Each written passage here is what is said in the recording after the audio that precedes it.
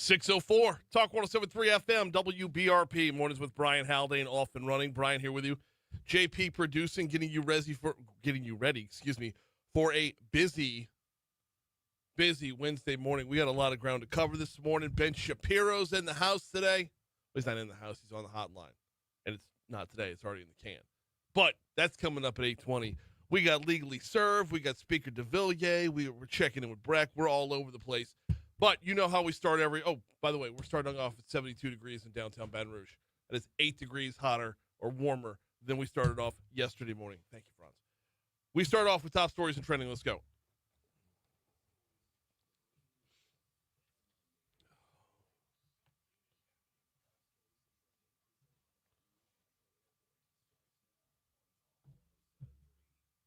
Number 5.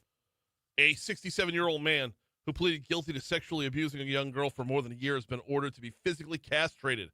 Mark Rager, Sr. of Walker, pleaded guilty to 120 different sex crimes, including aggravated crimes against nature, second-degree rape, and felony carnal knowledge of a juvenile. He was sentenced to 99 years in prison and will be castrated.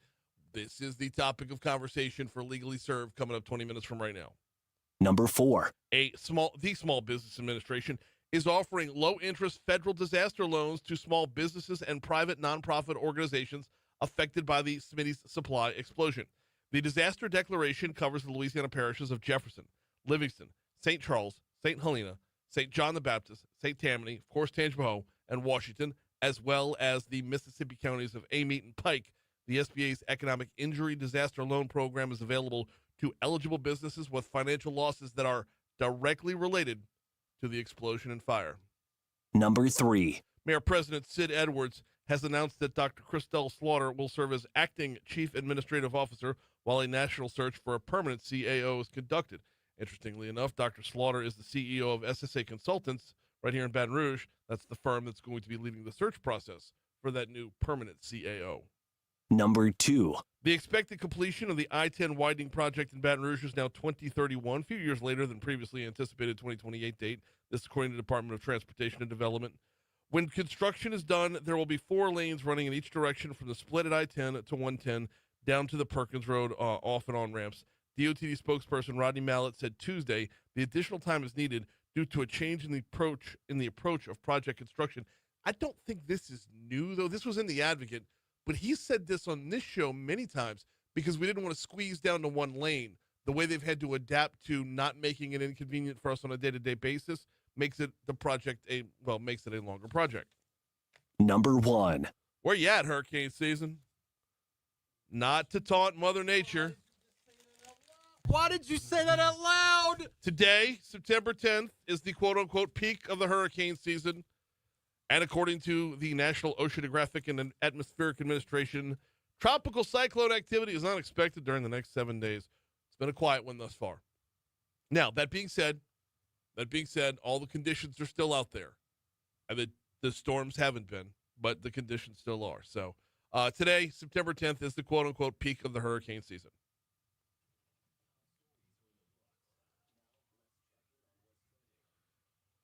What you got, JP? Well, Todd Graves, the owner and founder of Baton Rouge-born Raising Cane's Chicken Fingers, is the 46th richest person in America, according to the Forbes 400 list. All right, let's go, Todd. Yeah, there we go. I'll take that. 46. There's worse spots to be, like 47. You think he'll owe me some money? I wouldn't hurt to ask. I mean, he's got a treehouse in his backyard more expensive than my house. So. Man. Saying. Wow. Didn't they just open up in downtown London too? Yeah. Piccadilly Circus? Yeah. Yeah. So, man. Keynes He might move up that list. Yeah, he's going to move up that list. I tell you what, I'm not going to ask him personally for money. Yeah. But I am going to ask him to buy the Saints. There you go. Do it. Do it, Todd. We all love Miss Gale. We absolutely do. But you are the next generation of the Saints and the Pelicans. So I don't know professional football like you know professional football. Is that you just threw that out there? Has there been discussions of him doing it, or is it just he has the financial bandwidth to do it? There has been nothing official. Wink, wink, nudge, nudge. Okay, got it. Yeah. He is the obvious likely candidate. Makes sense. Right. There are very few people out there who can walk in and buy an NFL franchise. if you had won the $1.8 billion Powerball Couldn't the do other it, night, could you it? couldn't do it. Right. You couldn't do it. You would need to win 5 of those. Oh. Yeah. Is buying the Saints really a good investment? Oh God, yes. Okay. Oh, dude. I'm not hating on the Saints. I'm The just richest people in America own sports franchises, not because they're toys, because they're moneymakers. Okay. Yeah. Okay. And keeping it local here, Tiger Stadium has been ranked at a top tailgating destination in the SEC, according to a new national roundup from RV Trader. All right.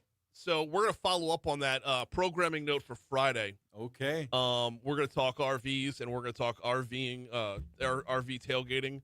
I'm going to have my boy Jeff Hilliard from Miller's RV. He's going to stop by the show Friday morning, 8:15. I'm curious to know how many people. Here's a legitimate question: rent an RV for a home game. Renting an RV for an away game, I understand that, but renting an RV for a home game, it feels like that would be just a great a great 2-night rental. You drive out there Friday, you return it on Sunday, or I guess you'd bring it back Monday. Makes sense. Permission to ask 2 quick questions. Yeah. 1, what do you need license-wise to drive an RV? And 2, what's the average cost of renting an RV for a day? That depends on the RV, and it Right. varies anywhere from like $100 to $400, depending on the RV. That's not bad. Per day. Yeah, That's hotel costs. yeah, exactly. And as far as the license, I have one. I have the So driver's your license. normal license is covering it. Regular old driver's license gets it done. Okay. At least it did for me. That's kind of scary. It is for a minute. It cools out very quickly. You get very. I don't want to say you get comfortable. It's the parking that would bother me. It's the parking. Parking is okay. So you're loaded up with cameras, Okay. which is a complete cheat code. Okay. Yeah. So it's like, okay. Yeah. Yeah. So now mine might have been a little bit upper end. I can't imagine. how dang bougie. I'm not like having Carrie and Abby outside going, "Little to the left, little to the right." No, it wasn't like that. Oh, man. Hey, the Harlem Globetrotters will be stopping in Baton Rouge during its 2026 tour, celebrating the group's 100th anniversary. Okay. 100th anniversary. I'm wow, in. I'm always wow. I'm always in for the Globetrotters. It is a fantastic experience. It's beyond basketball. It's awesome. It's an amazing entertainment experience, right? Yes, indeed. But I need to know who's on the roster because there's more than just one Globetrotters roster, right? Oh, for sure, yeah. Okay. Is Alexis Morris going to be there? Are we going to get our former Tiger to come home again? Because that, to me, that's the difference between assuming that they're at the Raising Cane's River Center. That to me is all the difference. I'm gonna go either way. I'm taking the family out there either way. Oh, yeah. But it ratchets up many notches if we can get Alexis Morris. Yes. We love Yeah, our that'd be Tigers, awesome. right? So we're at 612 at Talk 107.3 FM WBRP. Before we take our first break, and then we'll come back and do sports on the back end of that. Do want to give you the full rundown real quick. We got attorney Franz Borghardt in for Legally Served coming up at 6:25. We've got Louisiana's House Speaker Phillip DeVillier. The legislative town halls are going on right now. The first one was in Ascension Parish last week. I believe it was last Wednesday. I wanted to get Speaker DeVillier on towards the end of the week. However, the gator hunt was coming on. So Speaker DeVillier and half of Louisiana's politicos were out hunting gators with Governor Landry. So today was the first opportunity to get him back in the house. Janet, what? It's an awesome event, and I don't. Judah! No. It's way better than that. And who's that guy? Who's the other one with the overalls and no shirt? I know. We don't need that. Janet Simmons is heading up BREC right now. She's going to stop by at 7:35 with an update. It's about time for the Baton Rouge Knife Show. K.L. Byrd is going to join us at 8:05. Author, pundit, host Ben Shapiro I'm going to go ahead and tease this is 8:20 because we're going to run long in that first segment. And then we will wrap up our guest list with Brenden Craig. He's running for, I believe it's City Court Judge. City Court Judge. Here in Baton Rouge. Looking forward to all those conversations and a whole lot more coming your way. Also, before we break, got to remind you about the folks over at Landmark Bank. LandmarkBankLA.com is the website. LandmarkBankLA.com since 1890. Can you imagine doing the same thing from 1897 till today? Sticking to the same mission from 1897 until today? You get good at it, huh? You would think you get pretty good at what you're doing when you do it for that long. And that's the thing at Landmark Bank. is they are a community bank. First, foremost, and only, they are a community bank. When you walk into Landmark Bank, you can shake hands with the person who is going to help get you to where you need to be when it comes to your wants, dreams, and desires. Whether you're talking about buying your first home, buying a car, whether you're talking about retirement planning, or something as simple as, opening your kid's first checking account. Special moments like that. And they remain special. You walk into one of the big national banks, your kid's first checking account in BD, right? That's just a drop in the bucket for them. Landmark Bank LA, landmarkbankla.com, you have a banker. And that moment is special on both fronts because they're opening up for another generation of community banking. Check them out at landmarkbankla.com. Quick break. Sports is next. We're not going to get to the Kellen Moore cut, are we? Let's do Kellen Moore first. The pre-snap penalties.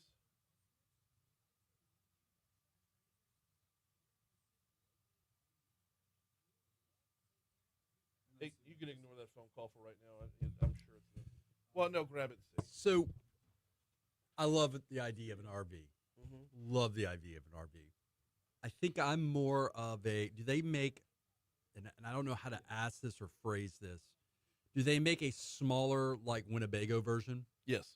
Now, I drove a 31-foot RV. Right. But it had the truck cab, not the bus cab. So right? it is a reality to have a smaller, like, if it's just you and your partner, or you and your son or daughter, and you don't want all that size, girth, if you will, like the Winnebago, like a souped out, and I say Winnebago, I don't even know if that's still a thing. It is the size of that size, like almost like a mini, like a van or a minivan kind of size thing. Okay, so what you need there is, which you want a bathroom though. Oh, I definitely want a bathroom. Well, but most of the RV parks, they have a bathroom there, like with the shower and all that stuff. No, it's not. They stay remarkably clean. Okay. But it is a public. You're not showering with other people. You go in and lock the door. You know, the retiree people that I know that do this are the kind of people you would want to hang out with if you were at an, like, these are like, I know, hang on 1 second. I need Brian Kelly. Is it 8 about refocus?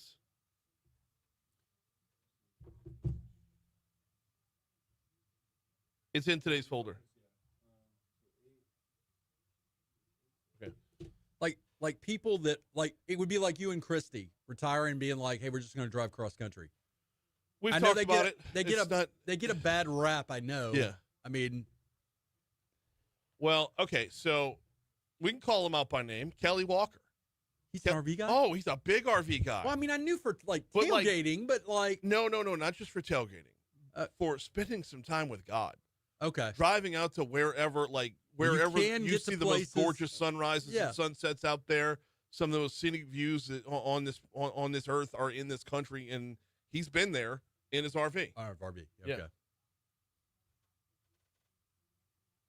I think what I'm getting at is I want a van, like a Winnebago van. Chandler says good use of the word girth by Franz.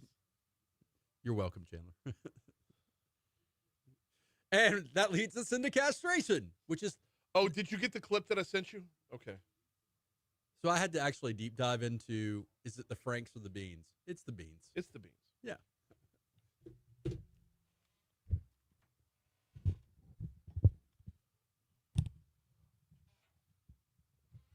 .618 Talk 107.3 FM WBRP mornings with Brian Haldane rolling right along. It is sports time.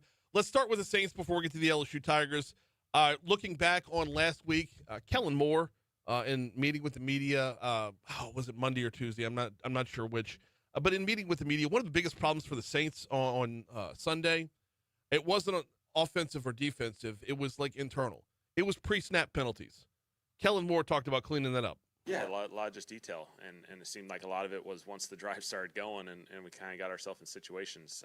A lot of procedurals. Obviously, it's something we put a ton of resources into this offseason, so it's a bummer to see it come up in this game. We'll spend a lot of time this week really emphasizing it. I think our guys recognize that if you take that element out of it, there's a lot of good in this game, but it put us in some compromised situations, and so simply that's going to be what the results are when you put yourself in those situations. And so perimeter guys, quarterback, offense line, everyone kind of had a couple in there, and so we got to do a better job.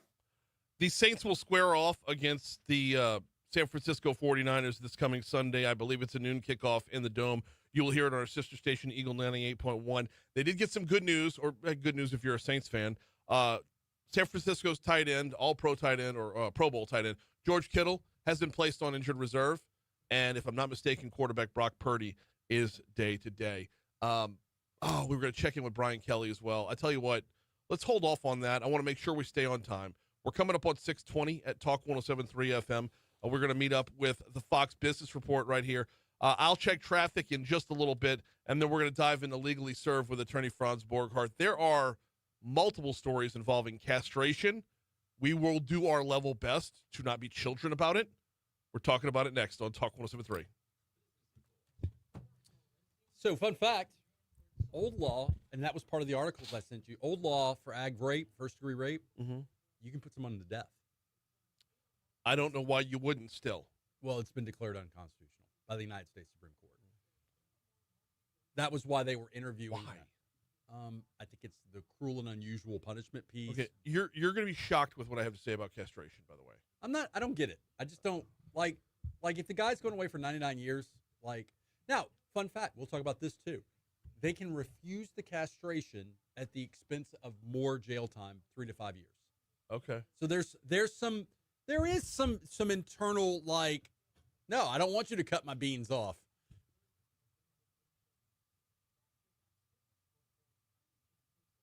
Franks and beans. Keith, it is physical castration. We're the only state that allows physical castration. Apparently, Nigeria and the Czech Republic also do it as well, or allow it. I did some prep work on this one. So proud of myself.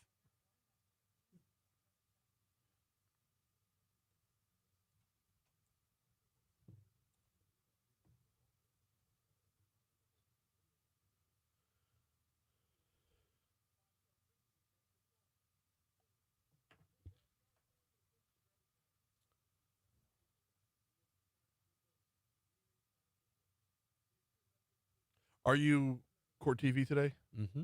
Okay. Oh, you were all dressed down, so I didn't know. You going to Rotary today? Mm-hmm. I might be bouncing early.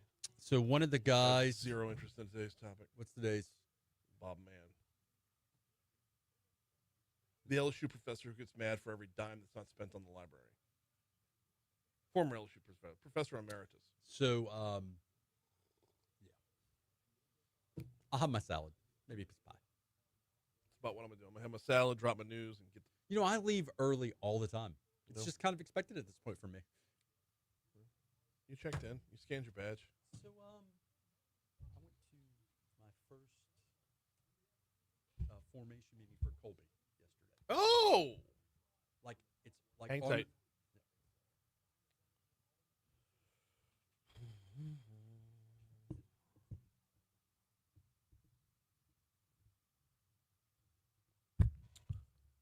About what you'd expect for this time of morning on your drive in if you're coming in from Livingston Parish. 12 westbound right around Denham Springs, 12 westbound on either side of the Range Avenue on or off ramp, I guess, is going to have your normal congestion right there. It actually does back up a little bit farther than normal to start off your morning, but it's not nearly enough to make you want to change your route. Picks back up again once you're clear of once you're clear of Range. Slows back down again around Sherwood, and you will continue to tap the brakes until about Airline Highway. Over on I-10 westbound, we are looking good coming in from Ascension Parish to start off your morning. 10 eastbound coming in from West Baton Rouge is golden, as is 110. Both bridges are looking good as well. Surface streets, two items to report, but both have been up there for quite some time. About 45 minutes ago, East Baton Rouge Sheriff's Unit crash is what's being reported. South Choctaw and North Sherwood Forest. See if we can't get you more details on that when Ray has our next traffic update. Also, and this one's from a full hour ago, that there was some blockage on North Acadian and North Street. Not sure if that's still there or not, but if it's on the board, I'm going to report it and let you sift your way through it on the back end. That's your look at traffic from the Talk 107.3 Traffic Center.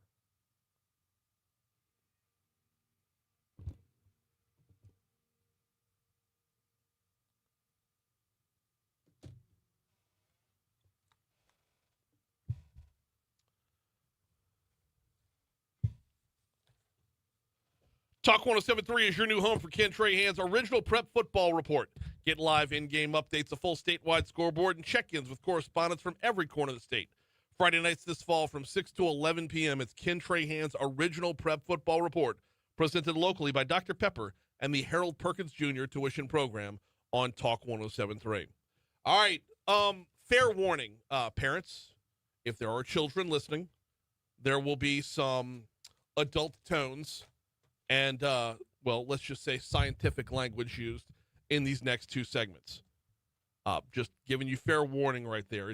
We are going to do our level best to stay above board and be mature about it. But here comes Legally Served.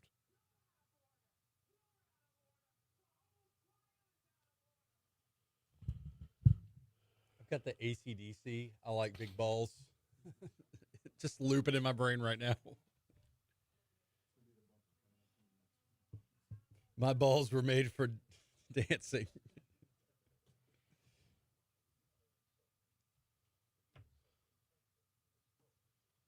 This is the Emmy right here. This is going to be the Emmy one right here. It's a good topic. It's a good topic. It It's is. a good topic. It is. I'm going to point when I want to cut, okay?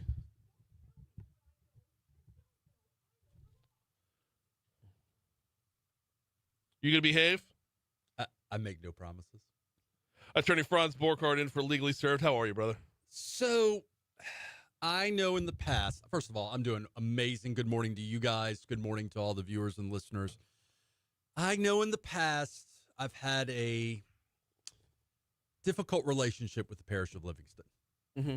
And it's not all my fault, because sometimes things that happen in Livingston Parish, they have to take responsibility for my jokes. They Okay. have to take responsibility. Out of Livingston Parish this morning, Mm-hmm. dude pleads guilty to a horrendous amount of sex offenses. It was in Top Stories and Trending. Top Stories and Trending. Mark Rager Sr., 67 years old, 120 counts of different sex crimes, including aggravated crimes against nature, second-degree rape, and felony carnal knowledge of a juvenile. Dude gets 99 years. Yes, 99 years, and he will be castrated. Now, we're not talking about chemical castration. We're talking about Paulie, get the bolt cutters from out of the trunk. physical castration here. Shout out Tony Soprano, by the way. Tony Soprano. So, permission to talk law for a second. Louisiana, the trendsetter, the pathfinder. Louisiana in August of 2024 became the only state in the United States, Mm-hmm. in the Union, Mm-hmm. to create a law that allows for physical castration. Aren't we awesome? Other places that allow physical castration, fun fact, did some research on this. Czech Republic, Okay. Nigeria. Yeah.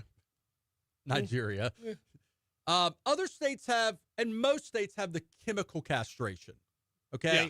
The belief, the theory is, if we chop off your beans or make your beans not functioning, Franks and beans, if we make your beans not functioning, it will reduce the sex hormone, thus preventing you from being able to commit more sex crimes. Right. That was a highly unscientific analysis of it, but oversimplification. But it leads into the science, which we'll get into in the next right. segment. Now, here is the kicker. The judge has discretion to make this decision. I'm unclear in our story whether or not it was agreed upon going in. Mm-hmm. The defendant, the convicted individual, has the right to refuse the castration, Okay. or in the event they refuse, they get 3 to 5 years more, which in this case doesn't really change much because the guy's doing 99 years. Right. So it's If you like, want to tack 5 years, make it 104, I don't really care. There is- I'm keeping my tackle. it is a medical, you are keeping your is it Wedding bait and tackle? It's Yeah. wedding tackle. Yeah. So it is a medical procedure. It is not like this barbaric rusty knife kind of situation. It's not, hey, JP, it's not. Right. Not bolt Okay. cutter. A medical procedure. There's an independent medical examiner that looks at the individual before Mhm. to make sure it's medically safe. Okay. How would it not be medically safe? I don't I didn't make the law. Okay. I didn't make the law. I'm giving you law. This is one of those rare instances I'm actually just telling you what the law is so that we can build up to chopping off people's balls. Point is, and by the way, it's not just balls. It could be ovaries. Whoa. It is gender neutral in the sense of it's not just male physical castration. Okay. And by the way, we know, not hating on Livingston, we've had some horrendous female sex offenders come out of Livingston recently. Oh, yeah, the cupcake couple. Cupcakes. Yeah. Forgot about them. This has not been constitutionally challenged. Perkins, was that the last Yeah, name? Perkins. Yeah. Perkins. You'll never look at cupcakes the same way again. So, this has not been constitutionally challenged. I'll say this again. It has not been. We're the first one to do it. Right. It hasn't been constitutionally challenged. So we're going to talk about the constitutional challenges in just a little bit, because when you talk about cruel and unusual punishment, sending Paulie out to the truck to get the bolt cutters would fit under that. Correct. That would qualify. Correct. All right. But there's also the question of effectiveness and the difference between justice and vengeance. And that's what we're going to get to when we come back. Sure. Right now, though, we're at 6:30 at Talk 107.3 FM. Time for us to check news, traffic, weather. He's attorney Franz Borghardt. We got him for one more segment here on Talk 107.3.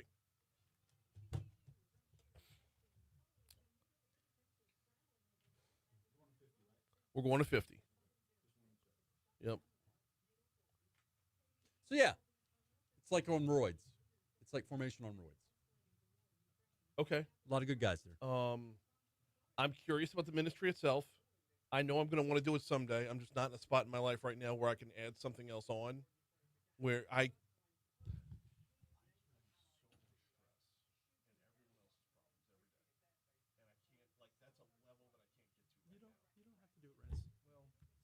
So for some of us, on the most blessed sacrament, people were pushing me. well, for some of us, I'll tell you, for some of us, we realize that if we want to continue to serve and do retreats, the reality is there's only so many ways you can do that when you have one retreat a year, or when everybody wants to do it. Well, this is the purpose of Acts, is to launch you into the other things. Right. This is why Acts is a ministry and not a retreat. I agree. Anyways, so which would you care more about? This will be a good topic. Which do you care more about?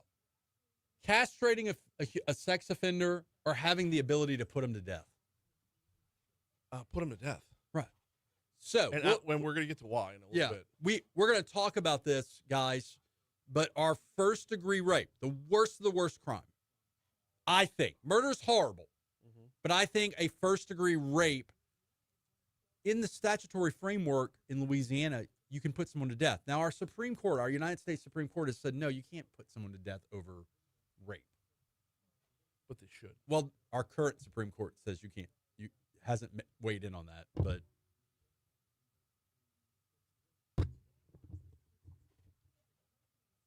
Franks and beans. There's irony that Brett Favre is in that movie. Yes, there is. Because he sent a pic of his Franks and beans to a cheerleader. You know, I've done a lot of stupid stuff in my life. In my 46 years of roaming the earth, I've done a lot of stupid stuff. I can say with confidence, I've never taken a picture of my Frank and beans and sent it to anybody. I think even if I had the most impressive one in the world, I wouldn't do it. I just like, I'm not about that life. It's different clothes, different friends. I'm not about that life. There, I said it. I am confident that I've never done that. Confident? Confident. You're not positive? I'm pretty confident. I've done a lot of stupid stuff. No.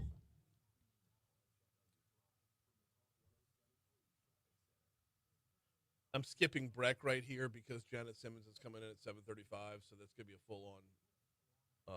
That will be the BREC Live.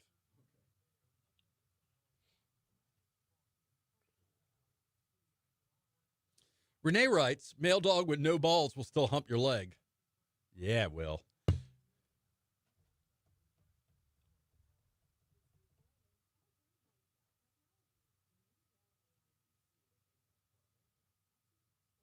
Galen, very poignantly, if he's going away for 99 years, doesn't castration become irrelevant? Yes, Galen.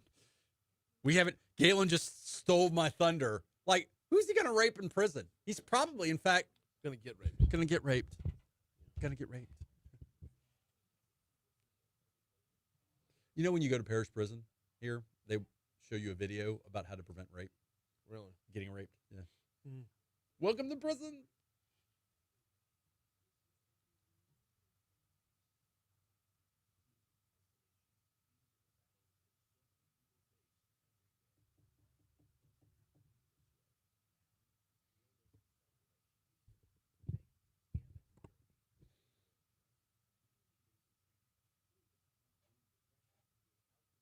I gotta tell you, I would think that the listeners, our normal listeners, would be more on board with this, but I sense that there's this feeling of, well, this really doesn't solve anything. That's what I mean, just, and I'm not speaking for these guys. I'm just, if you read some of the comments, it's like, this sounds great, but I haven't even opened Facebook yet. you're not, so it's just interesting. I guess I should open Facebook. Share it with the rest of the class. The ball cutters. What are ball cutters? Is that bolt cutters? Bolt cutters. Yeah. That'll get it done. Yeah. Yeah. Put some rubber band around them and just. Yeah. How do you not bleed out? You'd bleed out, right? Guess you can cauterize it real quick. Yeah, you'd have to cauterize it real fast. Oh.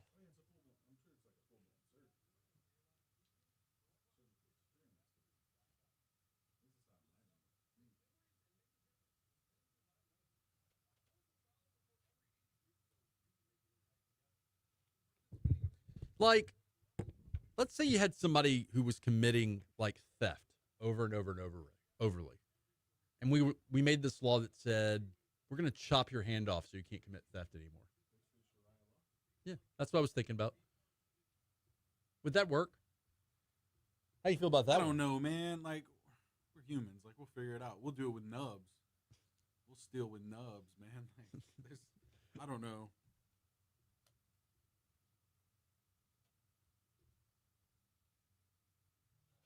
Some fool with nubs will find a way. Nub will find a way.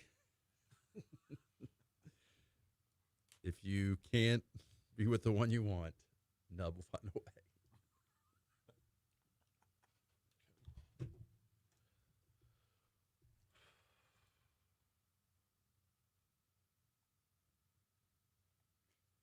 Are you shocked that we're the only state that has this? No, I'm not. Troy writes, does castration make you master of your domain? Asking for a friend.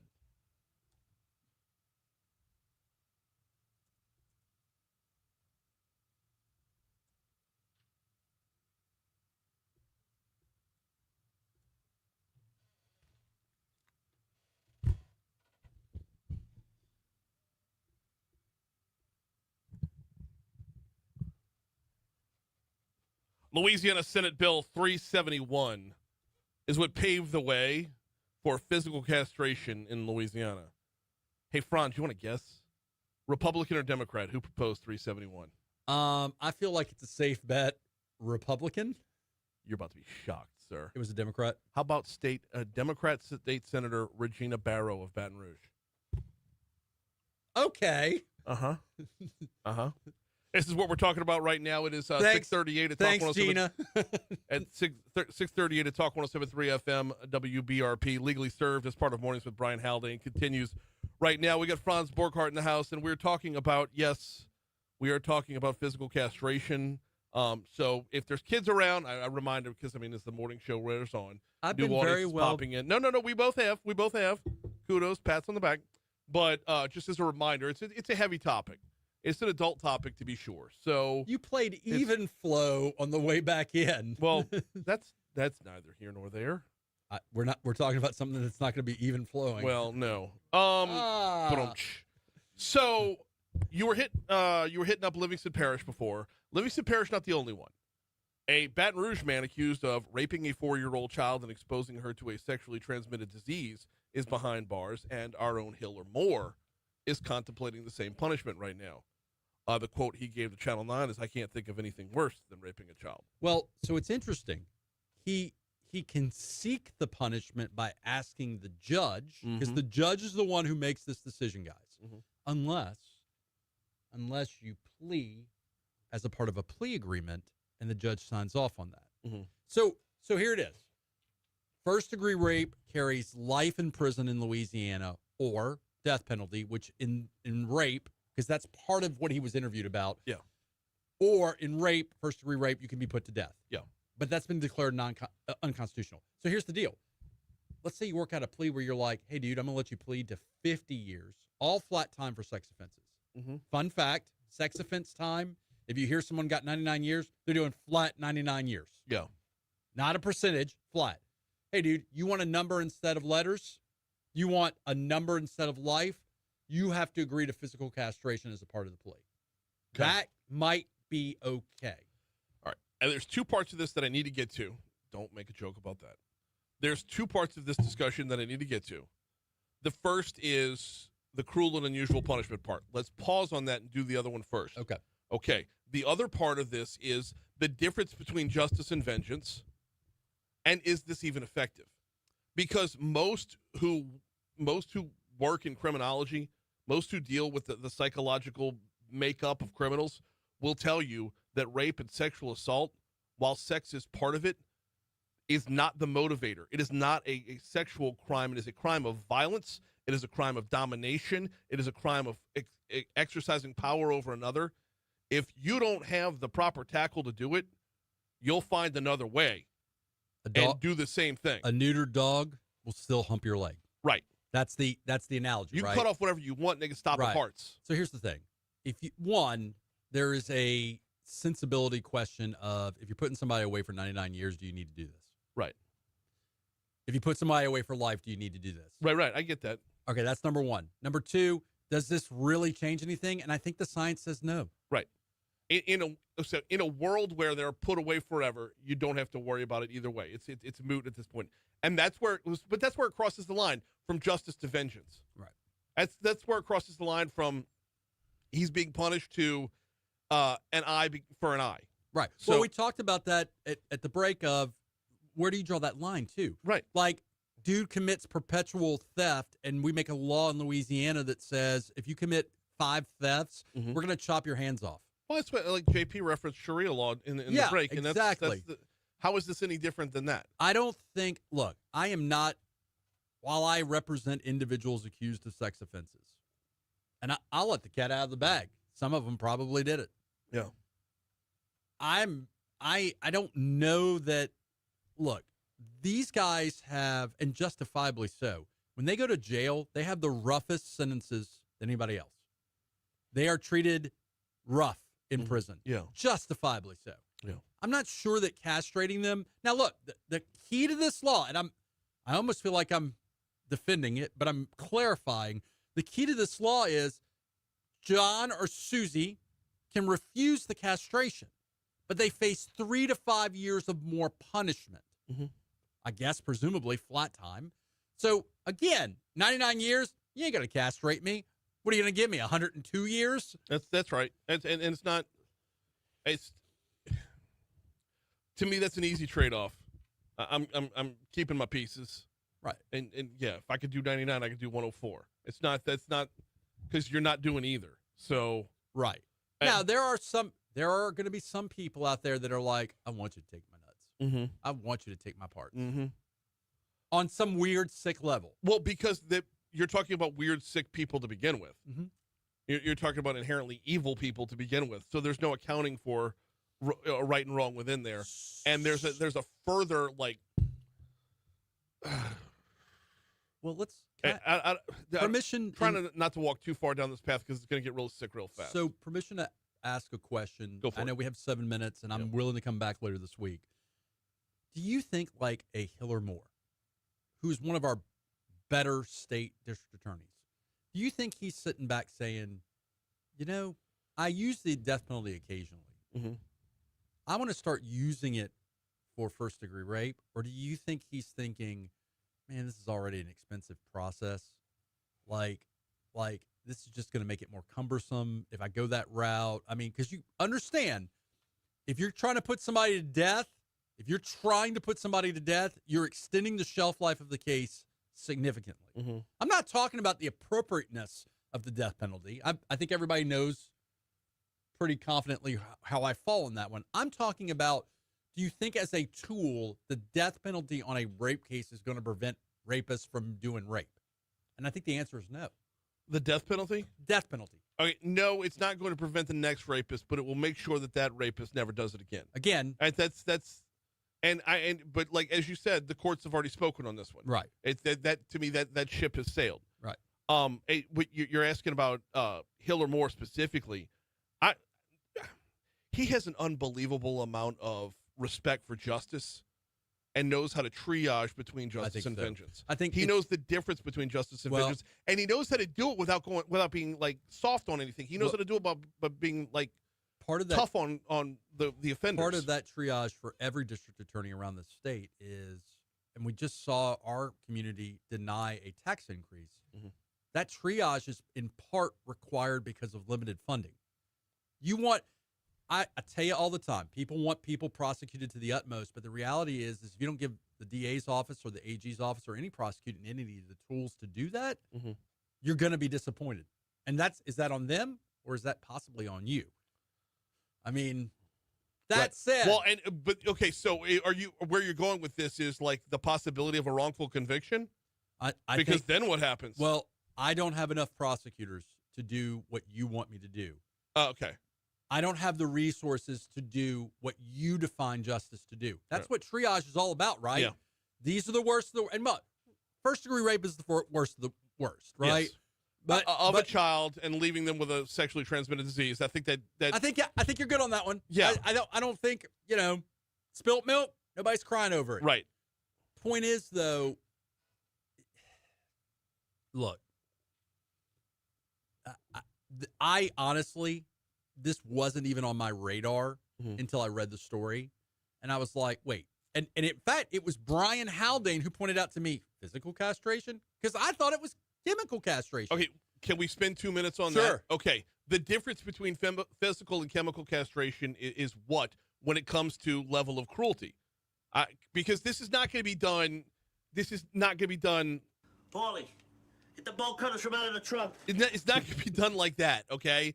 This is going to be done surgically in an operating room with a legit doctor. Right. I mean, might be more Dr. Nick Riviera, but like I think it's ease of procedure. Your chemical castration is I'm giving you a medicine that makes your stuff not work. Right. The physical castration requires the removal of anatomy. Okay, but when it comes to what is and is not cruel and unusual punishment, is one worse than the other? I mean, that's in the eye of the ball holder. Sorry, guy. No, it's okay. We made it like almost 2 full segments. We only get 2 minutes to go. If you're surgically removing something, it's invasive by its nature. But if you're doing it in a medical way that it's chemically, but it's irreversible, regardless of whether or not. I mean, okay, so let's say they physically remove them, but let you keep them. Just to remind everyone who's listening, this law doesn't just apply to men. Right. So you could have a judge say, "Madam, I order your ovaries be removed." Mm-hmm. That's the way I read the law. Ovaries. Is that an invasive surgery? I'd say so. Yeah. Like, that's pretty. In fact, if you talk to most women, look, if you talk to men or women, removing parts of genitalia, yeah, that's pretty. Yeah. The problem there is like it's not a direct comp though. It's why isn't it a direct comp? Well, can't ovaries be removed for in cancer procedures and such? Oh, well, we remove ovaries for all sorts of medical reasons. Right. I don't know. It doesn't. I mean, if you had testicular cancer, you might have your. Well, yeah. Then you'd have nudicles. The John Kruk case. Yeah, sure. Nudicles. But like if. For some reason or another, it doesn't have the same punch. Really? I've said nudicles twice. No. I'm really was trying to help you move on. I can't. All right, we got a minute to go. Let's wrap this up and ask the following questions with likelihood that this comes to fruition. Likelihood that we actually see this happen for either this man in Walker or this dude here in Baton Rouge. Well, so you have to. The challenge is going to be, I think, not in the actual removal. The challenge is going to be in the punishment of additional time based on you not wanting the removal. I think that is going to be because it's not going to be Supreme Court stopped them from taking my stuff. It's going to be I didn't want my stuff taken. They gave me 5 more years. That's the cruel and unusual punishment.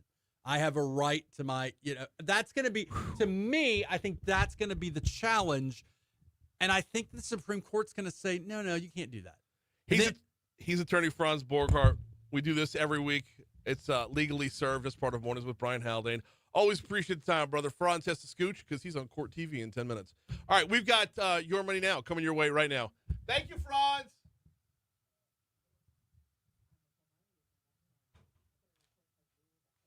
Bro, he got out of here quick.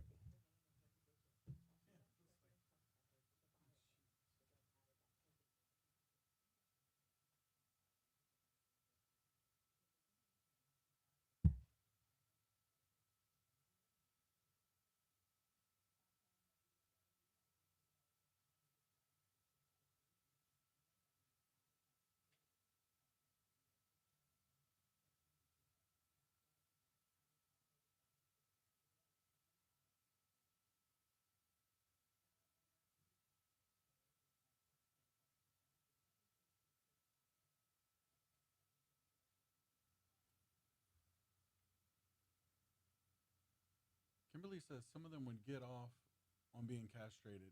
It's amputation, but look at the doctor who had his legs amputated for sexual gratification and got that 6-figure payout.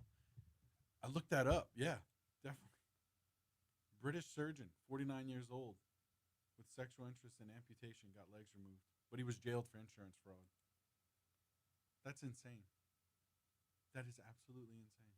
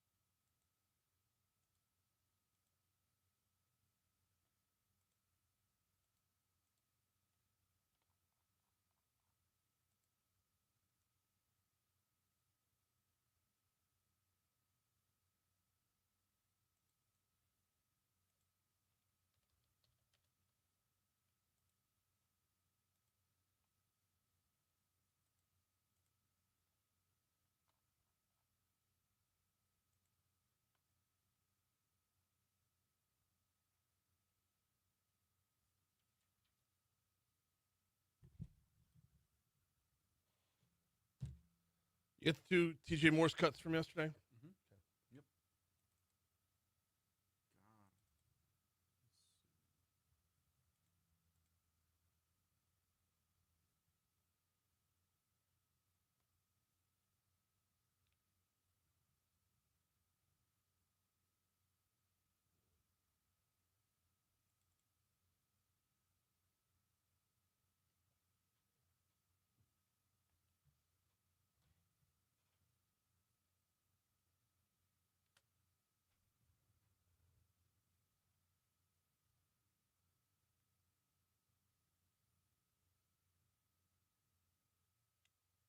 Oh no.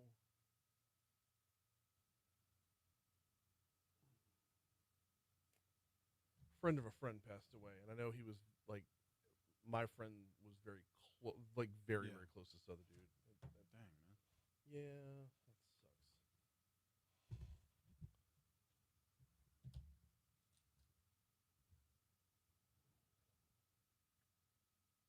6:55 Talk 107.3 FM WBRP mornings with Brian Haldane rolling right along. Thanks again to Attorney Franz Borghardt for stopping by for Legally Served. I know that was heavy. I know it had adult undertones, overtones, the whole works. I think I give us an A- on that one. I think Franz left the yard once, and I left the yard once. If that, and of course, you know, like when Tony Soprano's the third most offensive thing in the segment, you're doing all right. Yeah. That'll be available on demand at talk1073.com after the show is over with if you want to go check it out. But so someone said on Twitter, castration at 6:25, really? Well, yeah. Yeah, because I mean, we're not talking about it just to be like over the top or indulgent. This is a thing that is a law passed in the state of Louisiana, and it is being contemplated and or used as a punishment. This isn't something that's a hypothetical. We didn't pick this out of thin air. This is something that is right now being used as a punishment and is being contemplated for further use as a punishment. So, yeah, we have the conversation here. That's what we do. And if you're over on Facebook Live, which we are every single day, courtesy of Lake Urgent Care, hop in the chat, share your thoughts on it. I was a little bit taken aback. I was a little bit surprised with the number of comments on Facebook Live that were asking the exact same questions I was. There's a difference between justice and vengeance. And is this going to be effective to curtail the behaviors that lead to this? Or is this just going to make you feel better because you know. Anyway, yesterday here on Talk, I got to move on. Yesterday here on Talk 107.3 FM, we get the unbelievable privilege of having Baton Rouge's police chief on the show once a month. Chief TJ Morse joined us yesterday, and rather than talking about the crime numbers of the day and getting into the weeds of the data and whatnot, he indulged us with a larger hypothetical conversation. President Trump has been talking about sending the National Guard to Chicago, sending the National Guard to New Orleans. Well, what if? What if Baton Rouge were to enter that conversation? Asked the chief a two-part question yesterday. A, what would be the response? Would it be welcome? And B, what would the logistics look like? Here's what he had to say. Yeah, so interesting topic to discuss. And to be honest with you, I don't know how it would work. The military doesn't have any arrest powers. Like, you know, they wouldn't be able to just start patrolling the streets and arrest somebody for burglary, per se. But on the other hand, as I say all the time, you know, we're 150 officers short. So we need help from everywhere, right? We need the community's help for reporting crimes. We need the community's help for locking up their cars and not letting their cars get broken into. All the community programs to keep the juveniles from committing crimes and giving them, you know, things to do after school and work and jobs. And so we've just coming off this summer, we already work really, really well with other local, state, and federal officials. You know, we worked with the DEA, ATF, FBI. We have officers assigned to all those task forces. And we did a big summer operation that we announced the results of just a couple of weeks ago. Over 100 arrests, mostly of those violent gang members. You know, seized a lot of guns, drugs. We got, you know, I saw about 60 were getting federally indicted. So, you know, things like that are really, really helping with our low manpower. He mentioned more FBI agents, more DEA agents. If you're going to bring in federal agents, do it that way rather than the National Guard because they don't have arresting powers. I wouldn't be shocked if this doesn't turn into a bigger topic nationwide, especially in the wake of what just happened in North Carolina, where you have a man who should not have been on the street to begin with commit such a heinous murder on that train. So I'm on the lookout for more when it comes to this topic.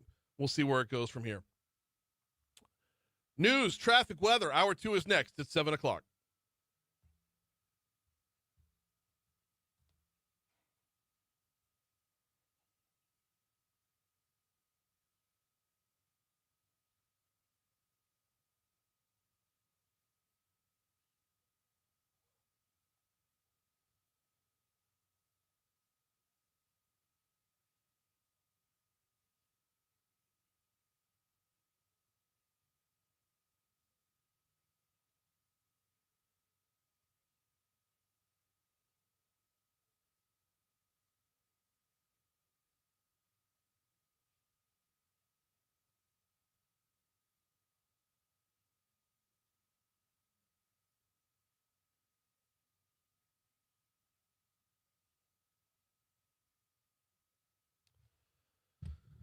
All right.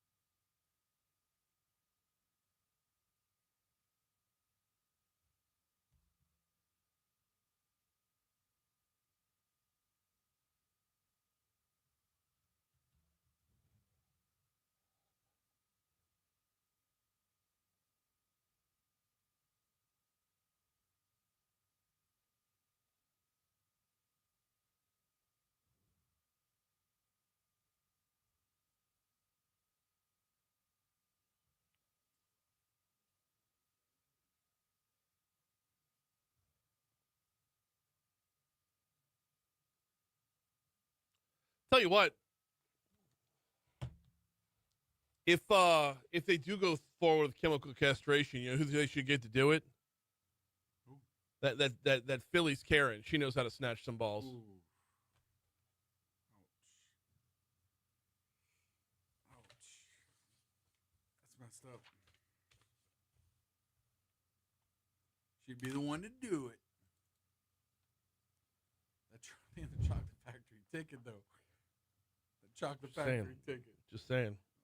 Have you ever seen someone more effectively snatch balls? No, man.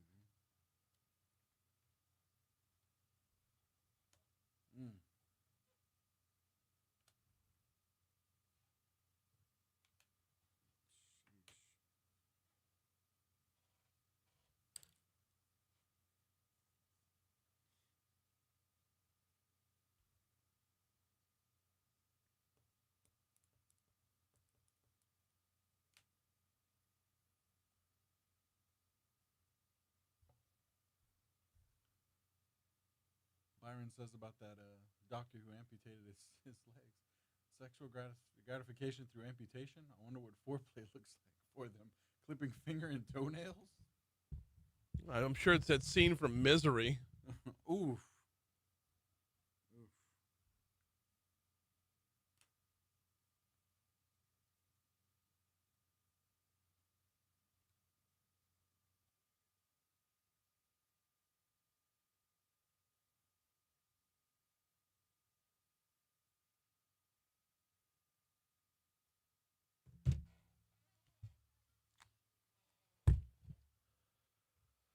.705 Talk 107.3 FM WBRP mornings with Brian Haldane rolling right along. We've dipped down a little bit, down to 71 degrees in downtown Baton Rouge. Brian here with you, JP producing. That 71 degrees is what, on the way to, where are we going up to today? We get up to 92 today. Get up to 95 on game day. Gross.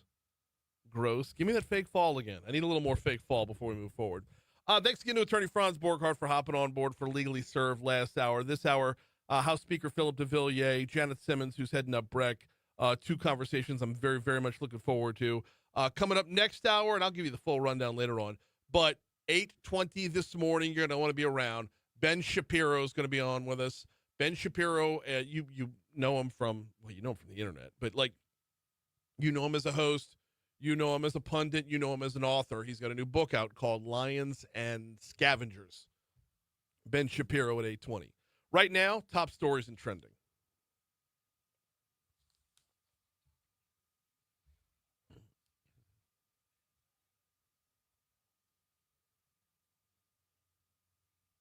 Number 5.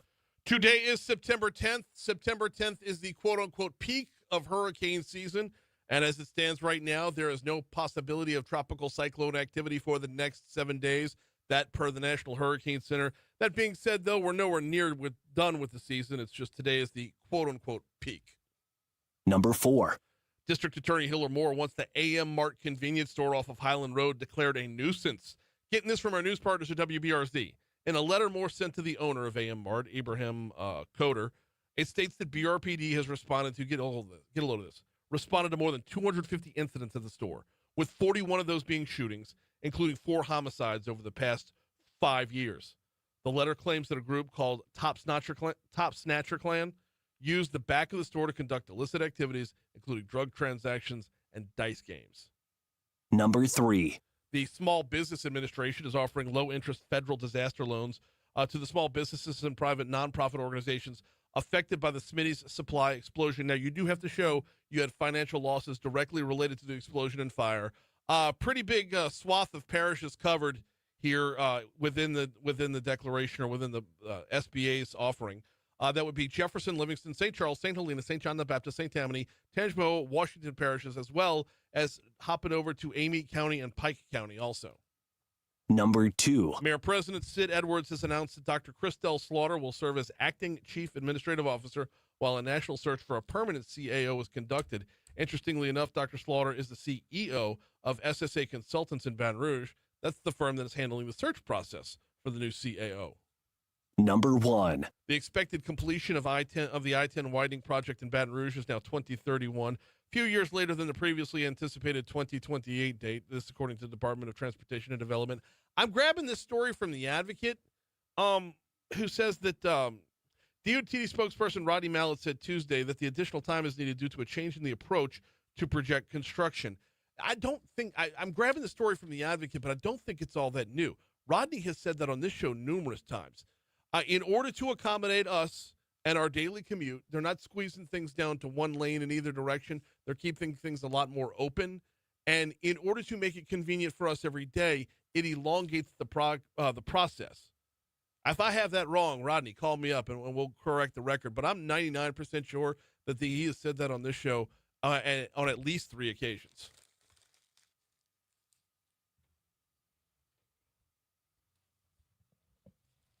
Well, Todd Graves, the owner and founder of Baton Rouge-born Raising Cane's Chicken Fingers, is the 46th richest person in America, according to the Forbes 400 list. Hang on. I'll get to that in a second. Okay. What are the odds Rodney Mallett was listening just now? Oh, come on. No, you already texted. You are correct. It's not new news. There we go. Just because it was printed doesn't make it today's news. All right. Thank you, Rodney. Appreciate it. Yeah, I that's had it awesome. right for a change. Unlike every story about the college drive flyover, Oh, I had this one man. right. So Todd Graves, number 46 in America, huh? Yes, impressive. Cracking in the top 50. Man, that's good stuff. By the Saints. Make Mickey Loomis a line cook, Oh, man. please. Oh, man. Please. Todd Graves going to come in, save the day. It's like, hold my chicken finger. yeah. On I my mean, way. can Kane change his name to Gumbo? Because Gumbo was the St. Bernard that was the Saints mascot. Okay. Yeah, let's roll. All right. Hey, keeping it local, keeping it Baton Rouge, actually. Tiger Stadium has been ranked a top tailgating destination in the SEC, according to a new national roundup from RV Trader. I'm sorry, you said water is wet? Tiger Stadium is the I top mean, destination for that's tailgating? it. We landed on the moon! Hashtag man. duh. Yeah, right? It does give me the opportunity to promote what's coming up Friday. Jeff Hilliard, owner of Miller's RV, going to join us. Okay. Hey, look, I have this. I thought I would squash my inkling for RVing by taking out an RV, but I'm just so much more curious about it on so many different fronts.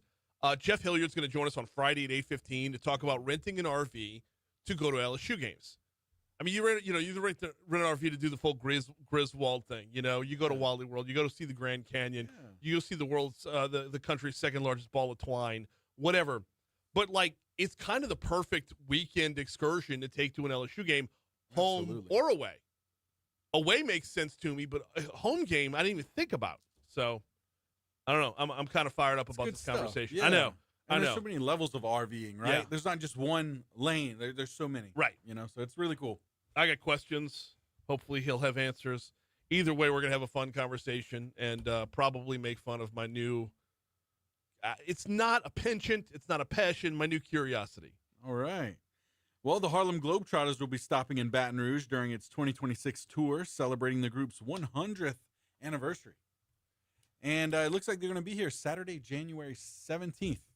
In the Raising Cane's River Raising Center. Cane's River Center. Yep. All right, that but is we right. don't know roster yet, right? Not sure of the Okay. roster, Because but tickets are available. it well, looks like. you do know we have a former LSU Tiger who is a Harlem Globetrotter. See, that's so- that's incredible. She better be here. Alexis Morris, if I'm not mistaken. I'm doing this off of memory as I was last hour, but Alexis Morris is a Globe. Now they got more than one roster, so you don't know if you're getting, you don't know which Globetrotters you're getting. Right. But we need us some Alexis Morris in the Raising Cane's River Center. Yes, absolutely. I'm going either way. Oh, for but- sure. Yeah. I would very, very much rather see one of our own perform on this level because it's not just basketball; it's awesome entertainment. And this is a big deal. I'm actually on the ticket site. It looks like 52 people have already purchased the tickets. I was just looking at just for fun in the past 45 minutes. There are people so this is good stuff. This is really good stuff. Awesome. We're at 713 to Talk 107.3 FM, WBRP. I don't want to fall behind here, so let's go ahead and break it now. We've got Speaker Phillip DeVillier coming up next. The legislative town halls are going on, the first of which was in Ascension Parish last Wednesday. There will be more. He's touring the state. What's he hearing? What are we learning? What should we be on the lookout for? That's coming up next.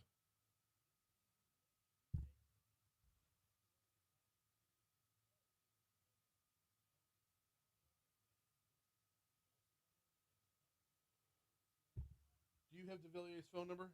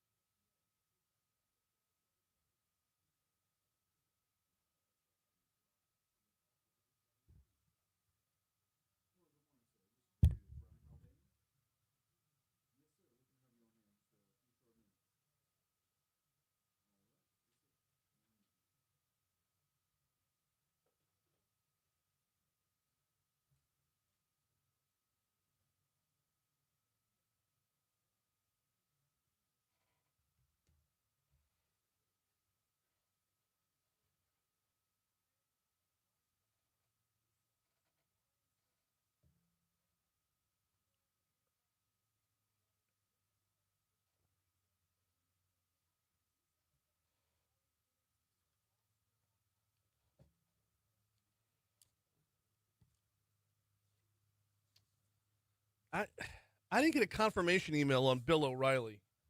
Now I'm wondering if he's even coming on or going to be on. Like, do I need to be around for him today?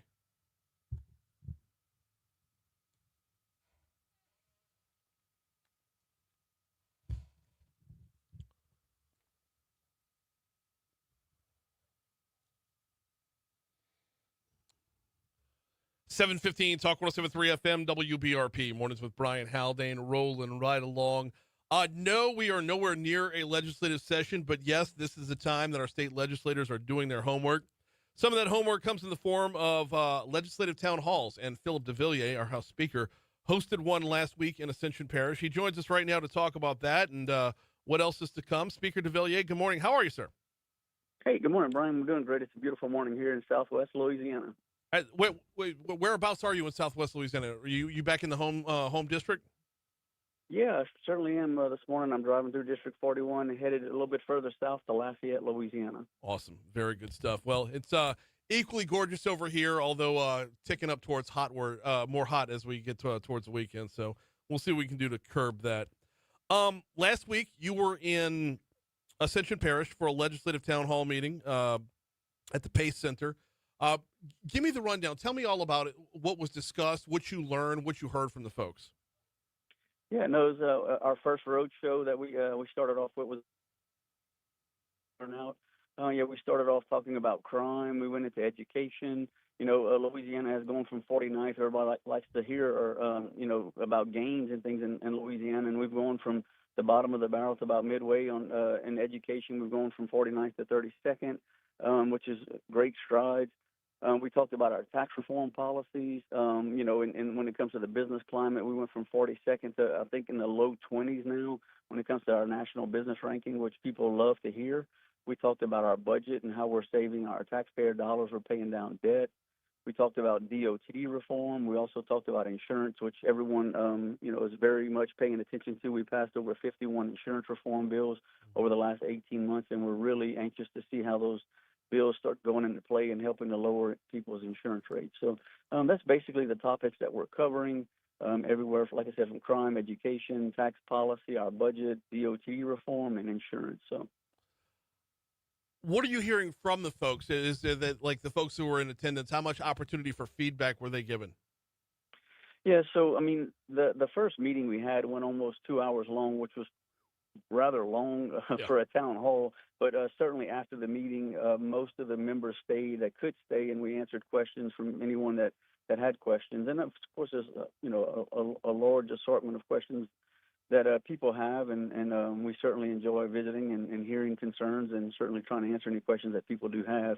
A lot of people are asking about the insurance reforms and when do they take place and what do we expect from them, and that's certainly something that we love to talk about because, like I said, we did 51 insurance reform bills, and when you hear the word insurance, you're not just thinking about auto, you're not just thinking about home, you're not just thinking about flood, you're thinking about insurance as a whole and how it affects your paycheck and your home budget, so to speak. Oh, yeah.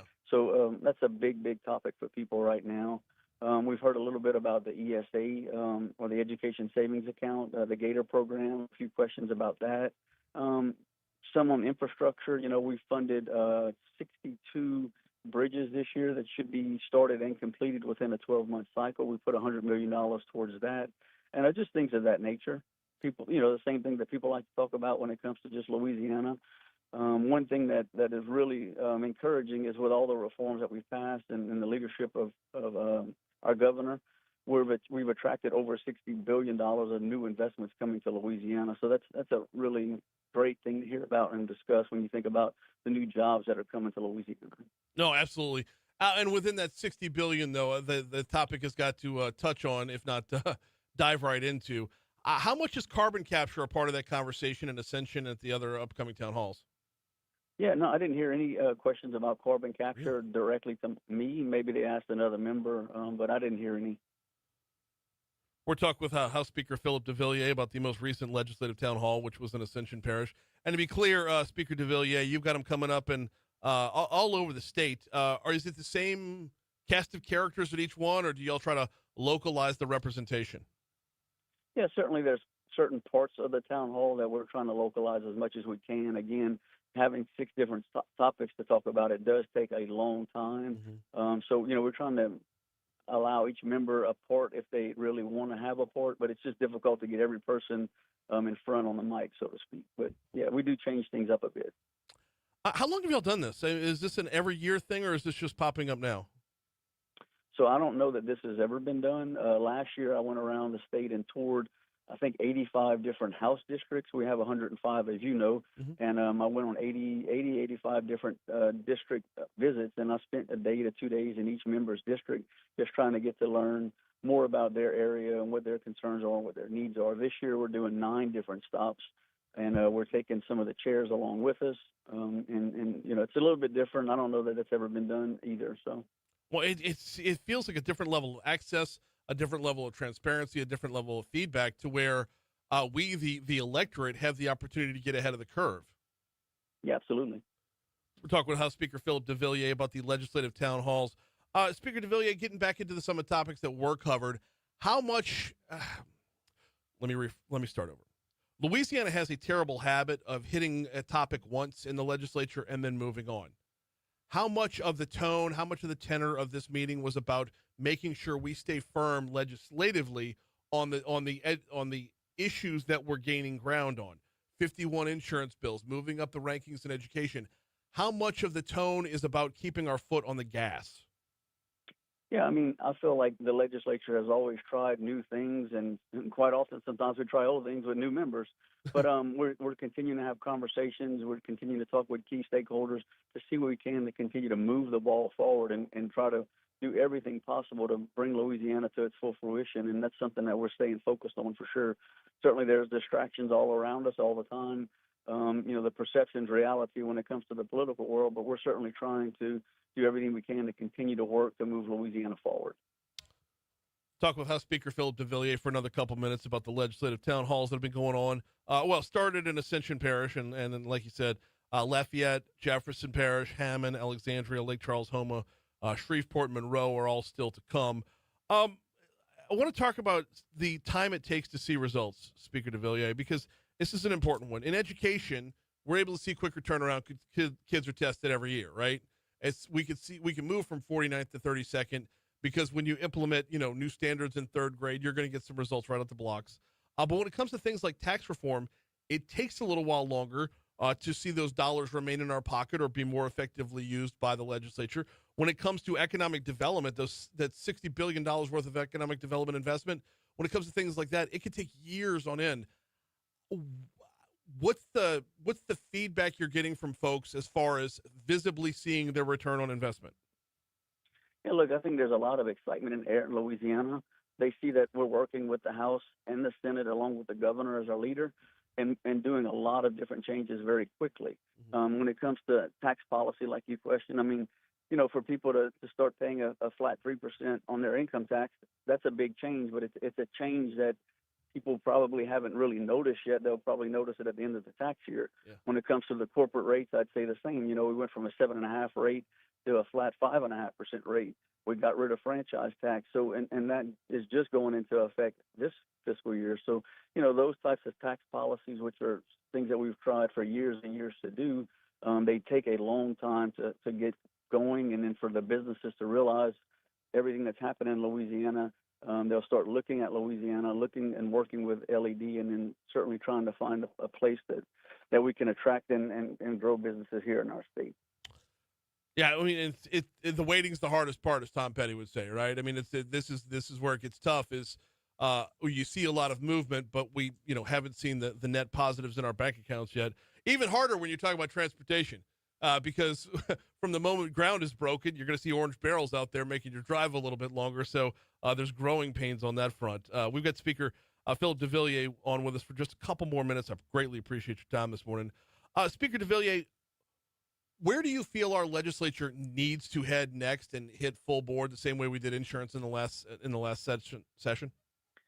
Yeah, I mean, certainly, look, with all of the new investments coming to Louisiana, it's something that we have to continually work hand in hand with LED to see what it is that we need to be focused on, whether it's power, whether it's jobs, workforce development, working with our higher ed systems to make sure that we have people in place and they're trained and ready to go whenever the doors open with this new industries coming in.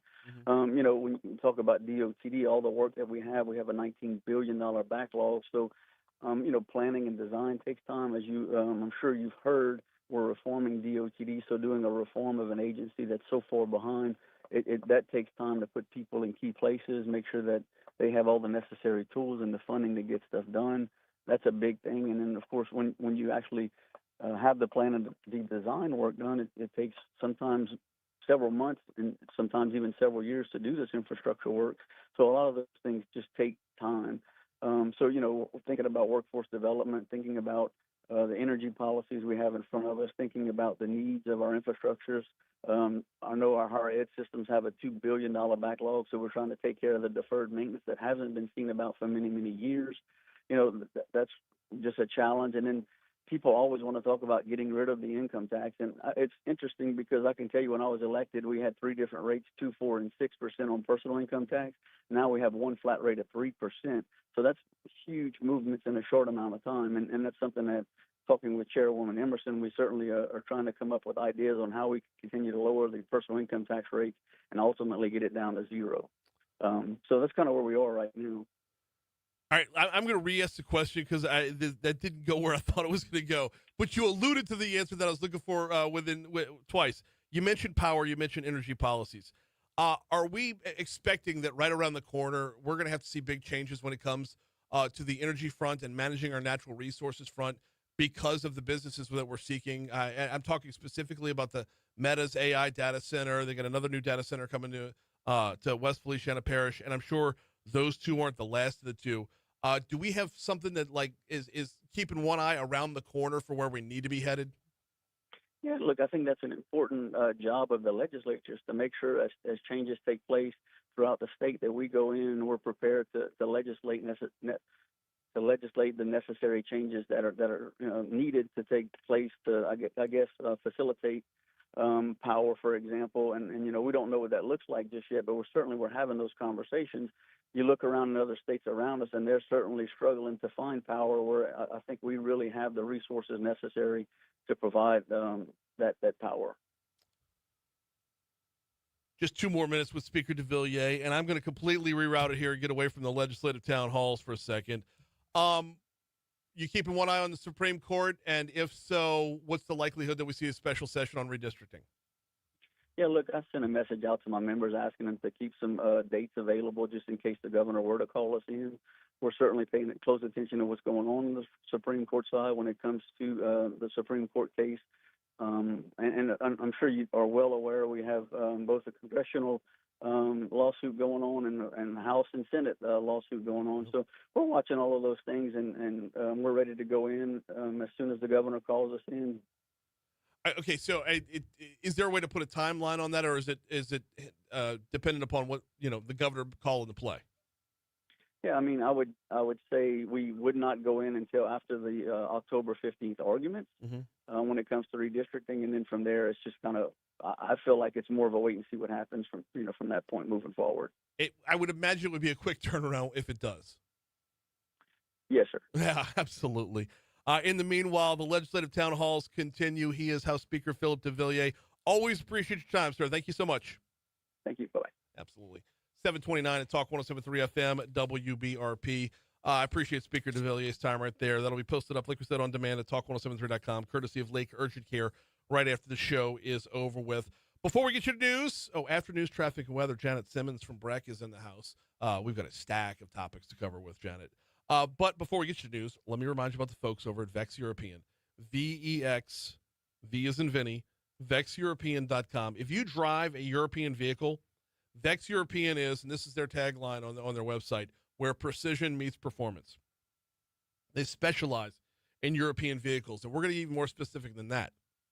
They have techs that are certified and master-level technicians in specific vehicles. So if you've got an Audi, they've got an Audi tech. Land Rover, same thing. Mercedes, Jaguar, BMW, Porsche, they've got you covered. And by the way, they cover exotics as well. Within a day's drive, they are the best outlet for taking care of exotics. I know there's not a whole lot of us out there with them, But if you've got that Ferrari, that Lamborghini, that Aston Martin, that McLaren, they've got you covered. VexEuropean.com.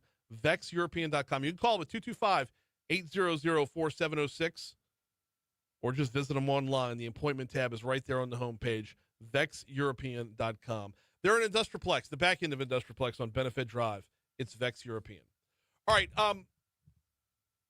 Don't forget, next hour, 8:20, Ben Shapiro is going to be on with us. Been looking forward to this for some time. He's got a book called Lions and Scavengers. It is phenomenal. Great conversation heading that way. Right now, though, let's break it for news. Good morning.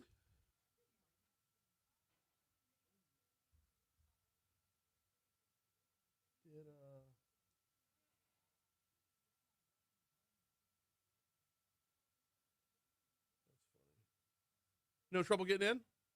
Awesome. I've been rehabbing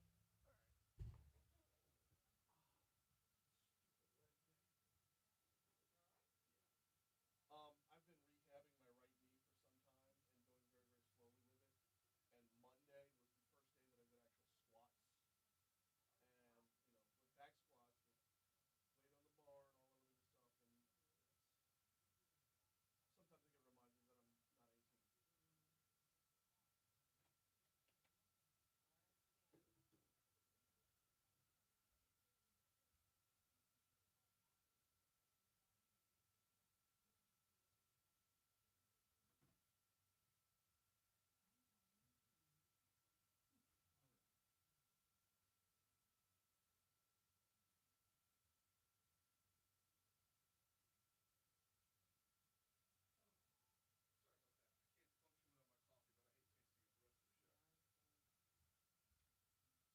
Come on in. You're up next. Kill the mics, Chippy.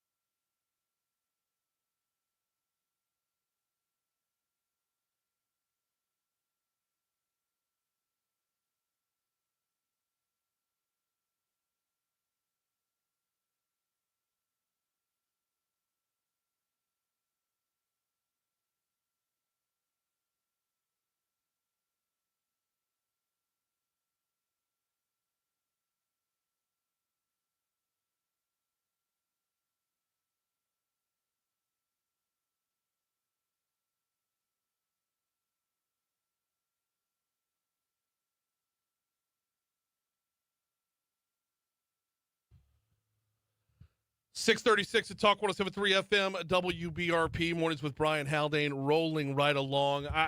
We're wasting no time here because we've got so much to talk about when it comes to BREC. Janet Simmons is in with us. Welcome back. How are you? Good morning. I'm doing great. Thank you. Glad to have you on this morning. You need to be on a lot more regularly because there's so much going on. We have a lot. You have gotten to work. Yes, sir. A lot. I want to start off with this. We're in the middle of Imagine Your Parks 3. Yes. And there's going to be a lot of planning and a lot of hurry up and wait, but there's also a lot that's going on behind the scenes right now. How much work has been put into Imagine Your Parks 3? Okay, so we have a total number of tasks that we have to complete with IYP 3, which is between 50 and 55. I think it's right at 54. Mm-hmm. So far, we have completed 6 or over 10% of those tasks that are in the IYP 3 plan. But we are working on over 50%. So we are working on 30 of the 54 tasks that we are supposed to be completing by 10 years. We've done that in the last 3 months. From a straight management standpoint, how are you balancing that versus the day to day? It's in every company, in every corporation. It's always difficult to make the big future plans while making sure you're not losing sight of your day-to-day customer. You just make sure you have a great team. Yeah. And that's it. We've got a great team, and we're all working congruently together. Our department heads are managing the parks. So the parks themselves are being managed by the parks department. Mm-hmm. And then the programming also is being managed by our team. Okay. And so when you have a great team and you don't have to be micromanaging everybody, you can let them do their job. Well, it's just, and when you have so many facilities, as y'all do, right? 175. That's a lot to keep. That's a lot to keep eyeballs on all of them all at once, right? And darn near impossible to make sure you're on top of all of them at the same time. So it's. I'm always curious about the balance. Yep. Yep. So one of the ways we've tackled that is all of the issues that we've had coming in. It has been going like 10 different, or maybe even bigger than that, maybe 50 different directions. Mm-hmm. So one person will get an email, and then they won't send it to the right person to get that fixed. And so it sits there for 3 months, and then people are mad. Right. So we've implemented this rapid response ticketing system. Okay. And it actually launched yesterday, or Monday, the 8th. Okay. And if you go to BREC.org or go on Facebook and look at our BREC Facebook page, mm-hmm. all of the information's there. You can click on that, download the app. If you're at a park and you see something's wrong, it will automatically pin the point where you are in that park. Yeah. And it'll show you where the problem is. You can take a picture, shoot it. It'll go directly to our call center. Our call center send it out and send it to the right person. Then you'll get a ticket back saying, this is where we are on this particular issue. We've immediately cleaned it up. We've taken care of it. Or it's going to take us a few days. It might be soon. Or this is something that's on our long-term list to fix. Hold on. Give us a chance to evaluate and go forward.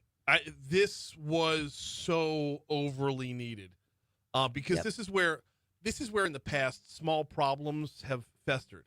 This Absolutely. is where, and I'll give you a perfect example. This is well before you were there, okay? But there's Highland Road Park is my favorite park in town. Right. As I'm out there as often as my kids are running cross country, right? And in between, like right next to the splash pad, mm-hmm. there's that little playground area. Right. And there was a broken piece of a slide. Right. And it was broken for like 4 months. Wow. And it was because, and I talked with your predecessor about it, is because the chain of command or the chain of information never got to the right person. Correct. It always ended up down the wrong mailbox. Right. This solves that. Yes, it does. That's amazing. Yep. That's awesome stuff. Rapid response ticketing launched Monday. Yep. Very, very cool. Let's go back to Imagine Your Parks 3. When you say 6 of the tasks are in the works or in that we've already completed. Mm-hmm. Yeah. Give me some idea of size and scope of what those tasks Okay, look so like. one was we had to change our mission statement. And so we gave the team, the whole BREC team, and I'm talking about team as employees, we gave them an opportunity to submit their mission statement ideas. And I think we had 25 entries. Mm-hmm. And then we voted on them. And so the whole team voted on the 25 entries. And we came down to 3, the top 3. Mm-hmm. Then we voted on the top 3, and then we took it to the commissioners and had the commissioners vote on the top 3. And we ended up with our new mission statement is enriching lives through parks, recreation, and nature. Okay. That keeps it very, very high level. Yep. You're able to fit a lot into that. Mhm. The implementing that mission statement is it easier or tougher when you're that high level of a mission statement? Oh, it's much better to do it high level. Okay. Because in that way you have freedom to move down through that and have any of your pillars or any of your guiding points to be able to match it to one of those three things, right? So it's parks, recreation, and nature. We stay mission focused, mission driven, and it makes it a lot easier to do any kind of plans and any kind of programming. Right. Absolutely. We got Janet Simmons from BREC in with us. There's so much I want to get to this morning. I would be remiss, though, if I didn't talk about a few of the internal things. Since I have somebody from the office in, a few of the internal things that are going on. Along with different changes, we're going to see different partnerships, different agreements out there. What's that looking like right now? How's that stacking up? So partnerships and agreements are huge, and it's one of the things that we at BREC have done in the past in a different way, and we're changing that up a little bit in that we are making sure that our partnerships and agreements are equitable for both parties. So in the past, we've done a lot of giving away of stuff.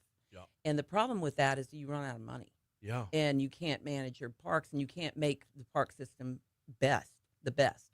And so we are developing our partnership agreements where it's BREC is receiving the same as our partners are in terms of benefits. Okay. So I'm trying to give you an example of that. Let's say somebody comes in and says, I want to do this. Oh, I'll give you a great example. Jamie Thomas with the disc golf, so Baton Rouge Disc Golf Association. He's coming in and he's going to manage our Highland Road Park disc golf course. Yeah. And that's what he does. He does a great job at that. And so he's going to manage our disc golf course, and then they're going to get to play disc golf without having to pay for it. Okay. Okay. Just as an aside, how popular is that? Disc golf? Yeah. Evidently, it's really popular. Yeah. And if you should go out to Walker, that's where he is. Okay. Walker has a beautiful disc golf course. And it's very popular. There are so many things that I didn't even know we did. Like, for example, we have mountain bike club. Yeah. We have a airplane field where they do not model airplanes. They do the remote control airplanes, and they fly those. That's out at Far Park. Did you know that we own 45 horses? I did not know the number, but I did know that we were in the equestrian space. Yes. Yeah. And so that's a huge thing because we've got the zoo, of course. We've got 500 animals. We're trying to increase that to 2,000, so we're working on that. Yep. That's the goal. The zoo needs to be its own segment. Yeah, we'll do that. Yeah, and we'll bring Jim in. Cool. Because there's a lot of ground to cover there, from the recent renovations to where the zoo is headed to just being wanting to be world class on that front. Let me throw one thing out about the zoo. We've got Brew at the Zoo on the 26th. It starts at 4 in the afternoon and it goes for the evening. So if anybody wants to come to that, it's an event that's going to be a lot of fun. Brew at the Zoo. Sorry, I need to write that down for my Rotary News. Yeah. Brew at the Zoo. All right. When it comes to partnerships and agreements, how much of this involves the day-to-day management? Like, how much of this is? It's huge. Okay, because so I'm spending probably 6 hours or more a week on partnerships and agreements. There is a lot of individual maintenance that. How do I put this right? Y'all have facilities that are used so much it's impossible to keep up with maintenance. And I'll be very blunt about it. Independence Park, the soccer fields are so overused. Right. Is there any anything, because there's no way to keep grass on the field. Right. It's just going to be overrun. Is there any talks in the works about maybe going artificial? We are talking about that, and Okay. we're working with Baton Rouge Soccer Club. Okay. On getting some turf out there. So yes, we are working with them regarding Burbank and also Independence. I'm not sure exactly how that's going to play out. Turf is very expensive. It is. To turf a field. Now, turf itself is not that expensive, but to do the process of turfing a field is very expensive. Yes. And so that's something that we have to negotiate with partners. That's a partnership thing Yeah. with Baton Rouge Soccer Club and others that want to come in and help. Now, one of the things that we're doing at Memorial Stadium is at the baseball field. I'm drawing a blank on the name right now. Goldsby. Thank you. Goldsby Field, where Home of the Rougarou. Yeah, That's right. Rougarou, and also BRCC uses that. Yeah. So we have gone into agreement with them where we're going to turf the infield, and we're scraping off the mound. We're doing putting in some plumbing and some drainage pumps and those kinds of things to Okay. keep the drainage off Yeah. the field, keep the water off the field, and so that they can get back to playing, if it rains or something like that. And right now we're having a lot of rain, and that's creating issues both there and at the golf courses. And so we're trying to make sure that we can manage and get back into soccer fields, golf courses, softball fields, baseball fields, all of those things, and looking at that as an option. Well, and we have one of the best turf. I don't want to get too far down the weeds of who we're contracting with, but we've got some great folks right here in Baton Rouge who do this for a living. Great. Who do this all over the place. So that's good to hear that it's on the way. And we'll get follow up on that as the conversation moves forward. I'm looking at the clock. I've always got to keep one eye on the clock, Janet, because the pickleball mafia will come after my family if I don't reference pickleball within 10 minutes. So let's get to it. It is still an unbelievably insane craze right now. It feels like everybody and their brothers playing pickleball. My daughter came home from college the last weekend, and she had a bag full of pickleballs on the floor of her car. And I'm like, not you two. They've entered the house. No. Yes, pickleball's a big thing, and so we are partnering with Louis Bernard over at Stacks, Okay. and we're hoping to bring in the National Pickleball Conference next year. It's a tournament, and so we're hoping that we will have a new indoor pickleball facility at Highland Park behind the rec center, so on the back side of the park, and it will house 24 pickleball courts. Indoor. Back where the football field's at? Mhm. Okay. Behind, on the other side where the rugby field is. Well, okay, yeah, where the There's rugby two field rugby is. fields back there. We're going to take one of the rugby fields. Okay. All right, so you've got my interest now, because I'll make fun of pickleball all day long, but if we can make this a revenue driver, then I definitely want to walk down that path. Wow, so many different things to cover before we get out of here. Tell me about Mayfair. Okay, so one of the rec centers is back in the Mayfair neighborhood off of Perkins. You know where I'm talking about? It's that side road that runs, and there's Mayfair school right there. You know what I'm talking about? Yep. It's a huge neighborhood. We are going to do a pilot project, and we're going to put 5 mini splits in that rec center and see if it cools it down enough for people to play basketball at Mayfair. And if that works, we're going to do that in other rec centers. Mini split? Mini split is an air conditioner system that it mounts on the wall, and you can cool an area very quickly without having to do central air and heat. Oh, wow. Okay. Very cool stuff. Yep. So Mayfair's a start, but it's a pilot. It's so a pilot. Can expand out to others. Mm-hmm. That's Yes. very good stuff. Yep. I think we got to half of the list that we had here. We got less than a minute to go. Okay. I'm going to use that minute just to hand it over to you. What do you want to make sure is the message getting out to folks right now above anything else? That we are doing a lot of work, and we're doing it very fast. Mhm. And we hope this IYP3 action plan will hope that we will complete it before the 10-year period. Absolutely. In the meanwhile, the news breaking through this, rapid response ticketing is open, and we're going to take pickleballers' money. She is Janet Simmons. Thank you so much for a couple minutes this morning. Thank you. We're at 750 at Talk 107.3 FM. Here's your money now. That was flipping phenomenal. Okay, so let's see. I wanted to say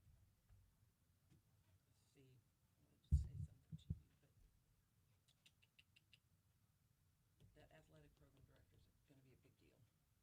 Is that out for we're looking to hire right now? We have a commissioner meeting tomorrow night to talk to them about getting that approved. Well, There's so much bullshit going on. make sure we're not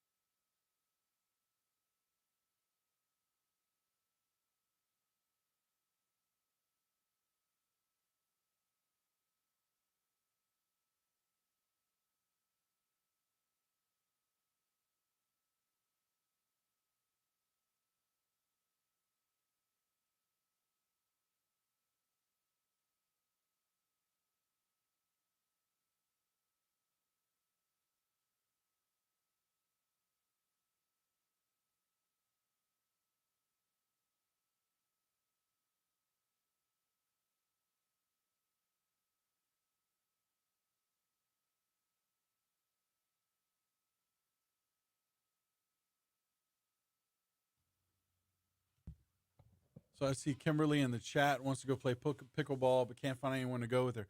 So check this out. I was in Walker the other day. There is a pickleball kingdom coming soon to Walker. Look at that. Coming soon.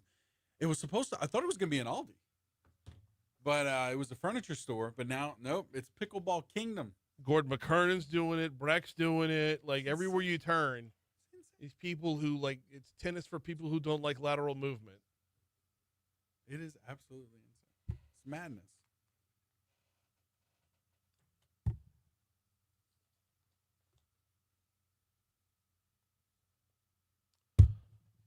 Coming to me. 7:54 at Talk 107.3 FM, WBRP. We got to move fast, y'all. We got This Day in History coming up in just a second. Normally, This Day in History comes your way to start off the third hour, but we're moving it up today because the Louisiana Custom Knife Show is coming up September 13th and 14th. KL Byrd is with us. We're going to talk about the 6th annual Custom Knife Show, which is on its way. So we'll do This Day in History in just a quick second. Do want to remind you about Louisiana Business Weekly. That's my podcast. I say my podcast. I'm the host of the show, but I'm definitely not the star of the show. These are about individual business stories. Louisiana Business Weekly is available on demand at talk1073.com and anywhere you get your podcasts. Interestingly enough, the most recent episode is Jesse Simpson from Simpson Sports Engineering. So in our last segment, and I didn't want to like push Jesse on BREC, but in our last segment when we were talking about artificial turf, this is what he does. And it's a fascinating story and a fascinating business. There's a lot goes into it, into terms of like how the world of turf has evolved, getting into the drainage, selling such a niche business. It's just great stuff over at Louisiana Business Weekly at talk1073.com. All right. Time for This Day in History. Let's roll.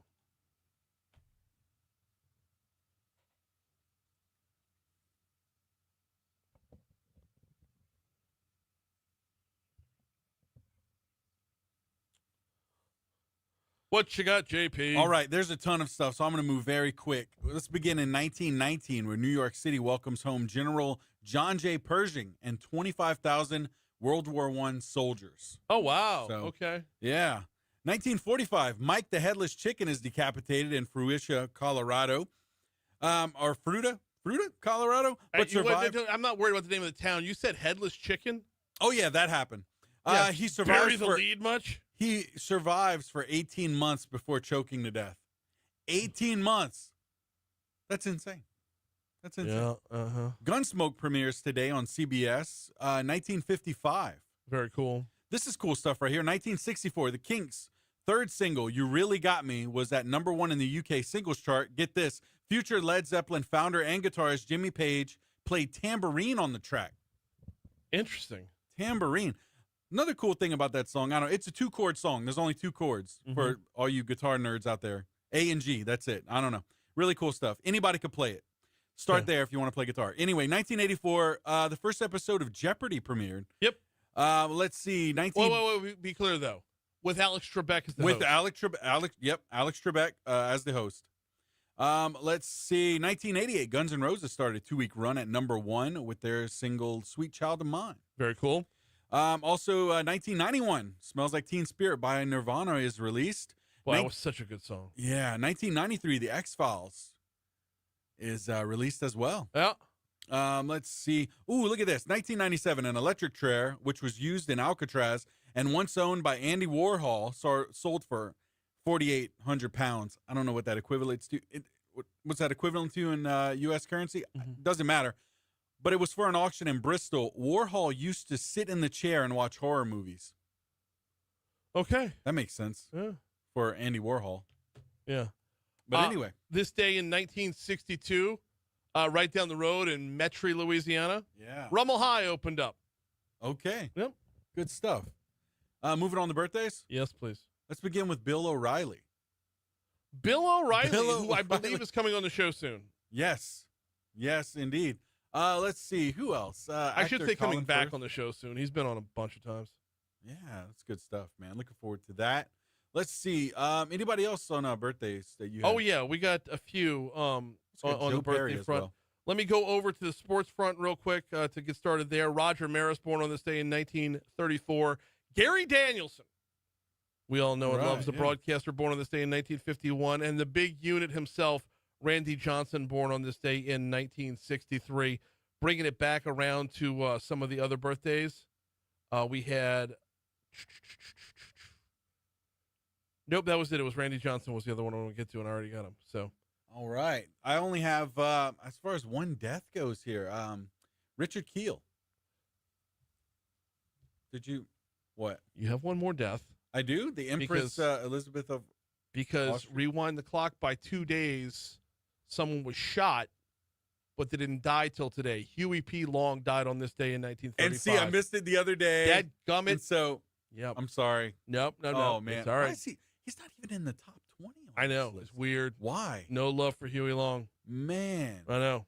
That's wild. I know. You'll get Instagram influencers, but you won't get Huey Long. Yes. Yep. That's insane. Do we have a national day, or are we just going to bounce? How about this? World Suicide Prevention Day. I'll take it. Yeah, I'll that's take a it, good even though 2 days ago was 9/8, and they're promoting the 988 hotline. Yep. But it is Suicide Prevention Month, so we'll stick with that. All right, we are heads up 8 o'clock at Talk 107.3 FM, WBRP. Quick break for news, traffic, and weather. Talking with K.L. Byrd about the Louisiana Custom Knife Show. That's next on Talk 107.3. All right, come on in, man.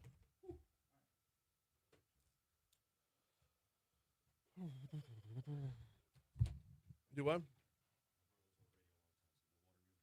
Oh. Where's your brother on the radio at? Okay. What's that again? Hey, Eagle? Oh, cool. How long ago was that? Oh, shit. Maybe before my time.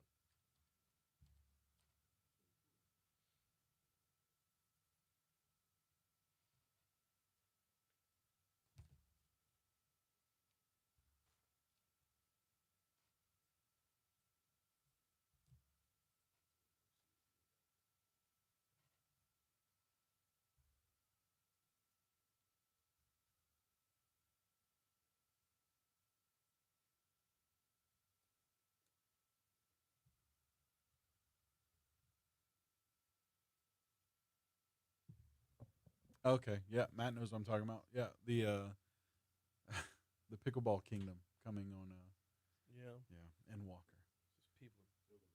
Right off the interstate too. Used to be Albertsons, then Shoppers Value, then Furniture Gallery. But it's gonna thrive as Pickleball Kingdom, man. Like, what? Out Albertsons at, has nothing on a Pickleball Kingdom. Okay.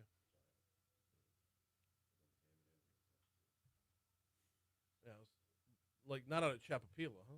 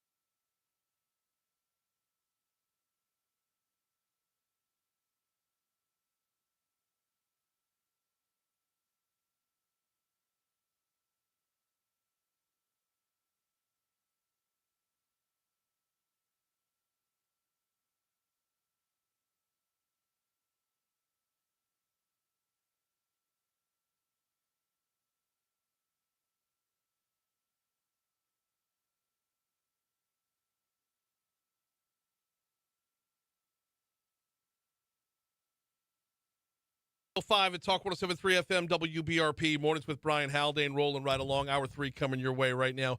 Brian here with you, JP producing.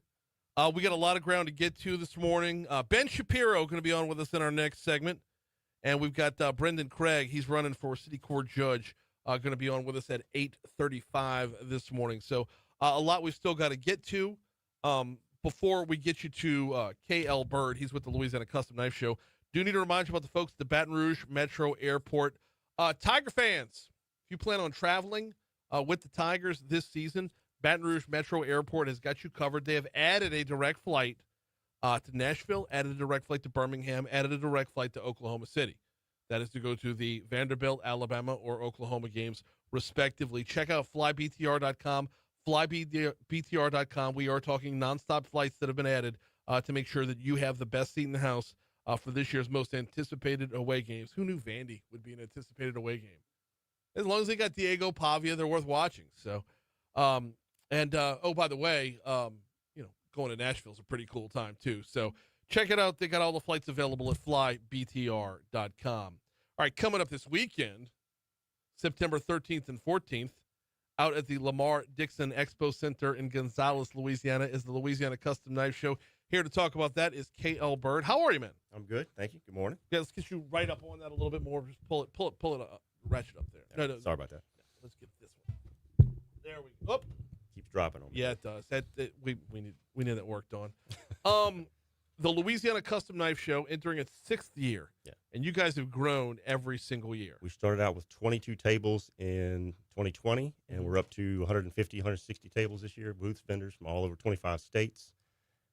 Knife makers from both coasts, 2 guys out of Canada, just all over the United States. Well, and it seems that every year that you've grown, the crowd has kept up as well. Yes, it's almost exponential. We're doing better and better. We started out very small, almost in a church parking lot 6 years ago, and now we're taking over the entire Lamar Dixon Arena.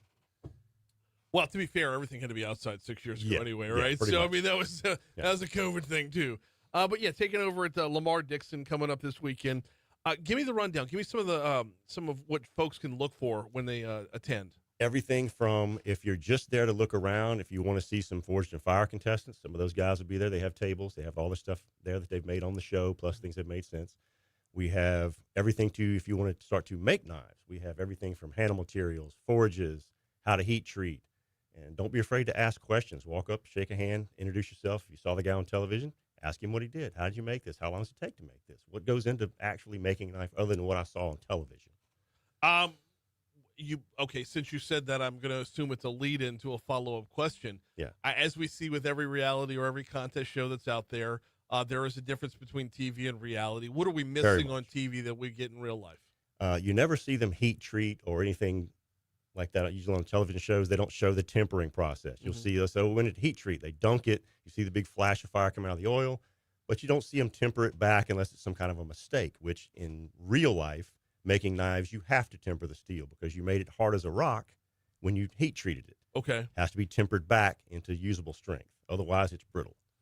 Okay. For those that want to get into knife making, it's a significant investment of your time. And in some cases, you don't really need to jump into the deep end of the ocean. Right. You don't need $10,000 worth of equipment. Right. At any major show, you can walk in and between a few tables, notice that somebody used full-on CNC, computer numerically controlled equipment to make parts and things like that.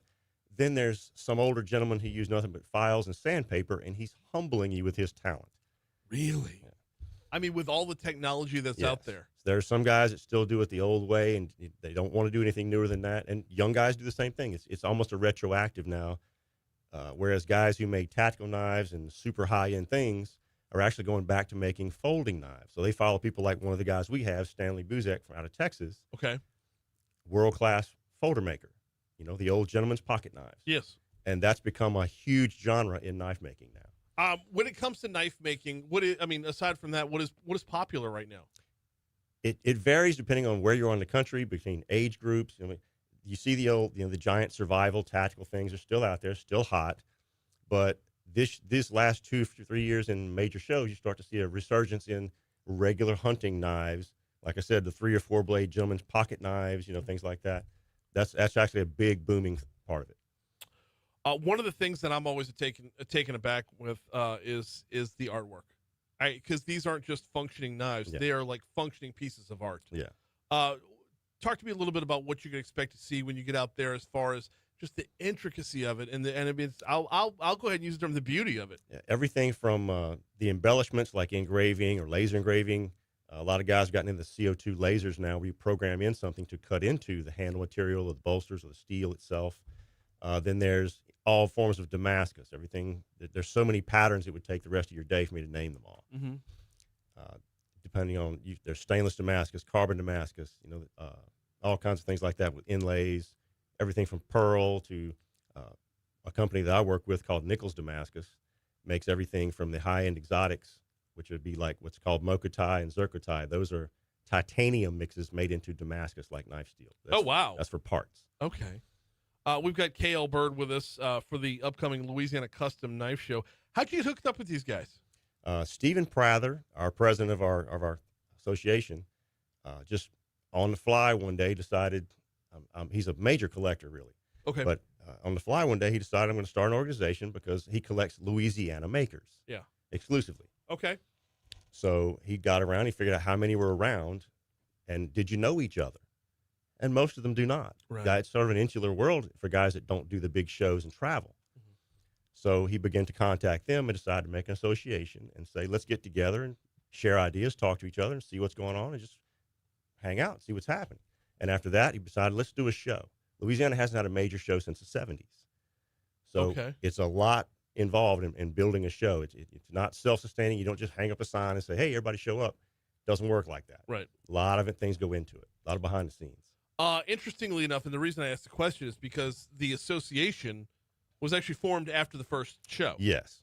Y'all got together for your first custom knife show, Yeah. and then the association sprung from that. I just thought that kind of that sequencing of events was kind of cool. The association didn't put on the first show; it was born out of it. No, we did the show first just to see what would happen. Mm-hmm. And like I said, Steven is tireless at working on it. It started out with a one-man show. He was doing everything himself. Right. He formed the association to get guys to get in with him and try to get it off the ground bigger than just a one-man thing. How big is the association? Oh, there's across the board, there's probably thousands of members. I mean, there's 15, 20,000 people on the website. Mm-hmm.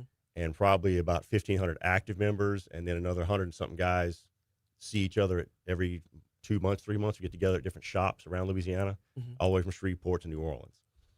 We get in with the guys from Urbana, which is the forging guys who don't really make knives that much, but they forge everything else. The guys who make farrier equipment, things like that. Mm-hmm. Just anecdotally, like, how does one find their way into this world? Because I feel like when as I've followed the show, I believe this is the third year y'all promoted on this station. As I've followed the show and seen the growth in the show itself, it's like people are finding y'all, to be sure. Yeah. What's the spark here? What's that crossing that threshold to want to get into this? Once you go to a show a few times and you see that it's possible, maybe you've always thought about making something with your hands, or you want a hobby, get something else to do. Right. And you think, oh, I can't do that because it takes this much skill, or I'm be embarrassed if somebody sees what I'm making at home. It looks terrible. Don't be embarrassed. Everybody was terrible when they started. Mm-hmm. You had to start someplace. Some people have natural skill. Some people have to put in more time than others. We're going to get to for those who are just the spectators in just a second, but sticking with that though, one of the things that I've learned over the last couple of years is that the community is very responsive and very supportive. Very. That to me is everything, man. That is everything's about sharing information. Right. Why sit on it? Right. But we're in a world of, first of all, we're in a world of 3D printing, and this is old school. Yeah. We're in a world of being stuck behind a computer screen, and this is face-to-face. We're in a world of tearing each other down, and this is building each other up. Everything y'all are doing is like firing on all cylinders to say, let's get and I'm not going to make this sexist, but let's get back to being men. Men and women, but man to man, mano a mano, face to face. Yeah, just like the craftsmanship let's of be the era. humans together. Let's try to respect craftsmen again like we used to. Absolutely, and taking pride in that craftsmanship as well. We got 2 minutes left exactly with KL Byrd. Okay, upcoming show is September 13th, 9 a.m. to 4 p.m., September 14th, 9 a.m. to 2 p.m. I understand there's a get-together the night before? Yes, sir. The Friday night for the makers and anyone else who wants to come out. Okay. Just get together that night. It's going to be on the website where we're going to meet. I believe it's Gilla Brewing? Yeah. Okay. So yeah, check out the website to learn more about that. Now, for those who aren't into making the knives themselves, who just want to come out, appreciate the art, and maybe make a purchase, give me an idea. Give me a ballpark range of what kind of cash they're going to have to have. We have ATM machines. A lot of guys take credit cards. We're ready to rock and roll for anything. However, yes, you can get anything from $100 to $4,000 or $5,000, depending on what it is. Wow. Because it's everything from very small things, like a guy decided to make some small skinning knives, get them out there cheap, all the way up to $4,000 or $5,000 art folders, where it's one of a kind and never going to be made again. See, and that's that, and everything in between, and that's what makes it awesome. Very, very cool stuff. He is KL Byrd. The website is lacustomknives.net. lacustomknives.net. Check him out on Facebook as well. All the information about the upcoming Custom Knife Show is available at either location, their website or on Louisiana Custom Knife Association's Facebook page. KL, appreciate a couple minutes this morning. Appreciate having him. Thank you. We're at 816 at Talk 107.3 FM, WBRP. All right, been waiting for it all morning. We got a quick break. When we come back, Ben Shapiro is next. Thank you, gentlemen. No, thank you. It's all year long.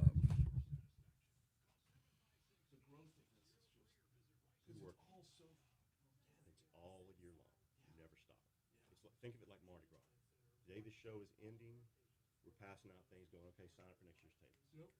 Because it's going to fill up again, and you want to get in before the last minute. Yeah, I don't. It would take all day to tell you all the vendors and what they supply. I mean, it's just exponential. Everything from handmade screws. Yeah. You really can't name everything. Oh, and yeah, like you said, it's not be sexist. True. Several of the vendors are women. Several of the makers are women. And last year we had the world's first. Well, she's been the first female mastersmith for 35 years, but the world's first female mastersmith came in last year from Montana. Oh, wow. So, yeah. The youngest mastersmith of all time, who got it when he was 15 and a half, now has one of the largest companies. He has Trump touring his business every other month because he's in it with Junior. Trump Jr. came out and went home with him in Montana. His name is Josh Smith, Montana Knife Company, and the place is probably the size of Cortana Mall used to be. And that's his manufacturing facility. He's building right now in Montana. And strictly everything made in the United States. Oh, you are in. Okay. So yeah, it is a massive business. It's just sort of under the radar. If you're not in, it's like anything else. If you're not in that industry, and you're not thinking about it, you don't notice it, and then you realize it's billions of dollars. Oh, yeah. Oh, yeah. Because the company I'm working with, Nichols Damascus, we started out making carbon Damascus between his tractor and his lawnmower in a tin shed 22 years ago. And now we are the manufacturer of Damascus in America. We are number one. Any corporation using Damascus in their regular knives, like like Boker and places like that, if they're making Damascus knives out of stainless Damascus, it's us. We ship all over the world, Abu Dhabi to Baton Rouge. Incredible stuff. Anyway, appreciate everything. Thank you, guys. Get out of here, see you the next guy. Yeah, well, the next guy's recording. I know how it goes. I gotta go meet these fellas out here. So, good luck this weekend. Y'all have fun. I appreciate it. Yes, sir.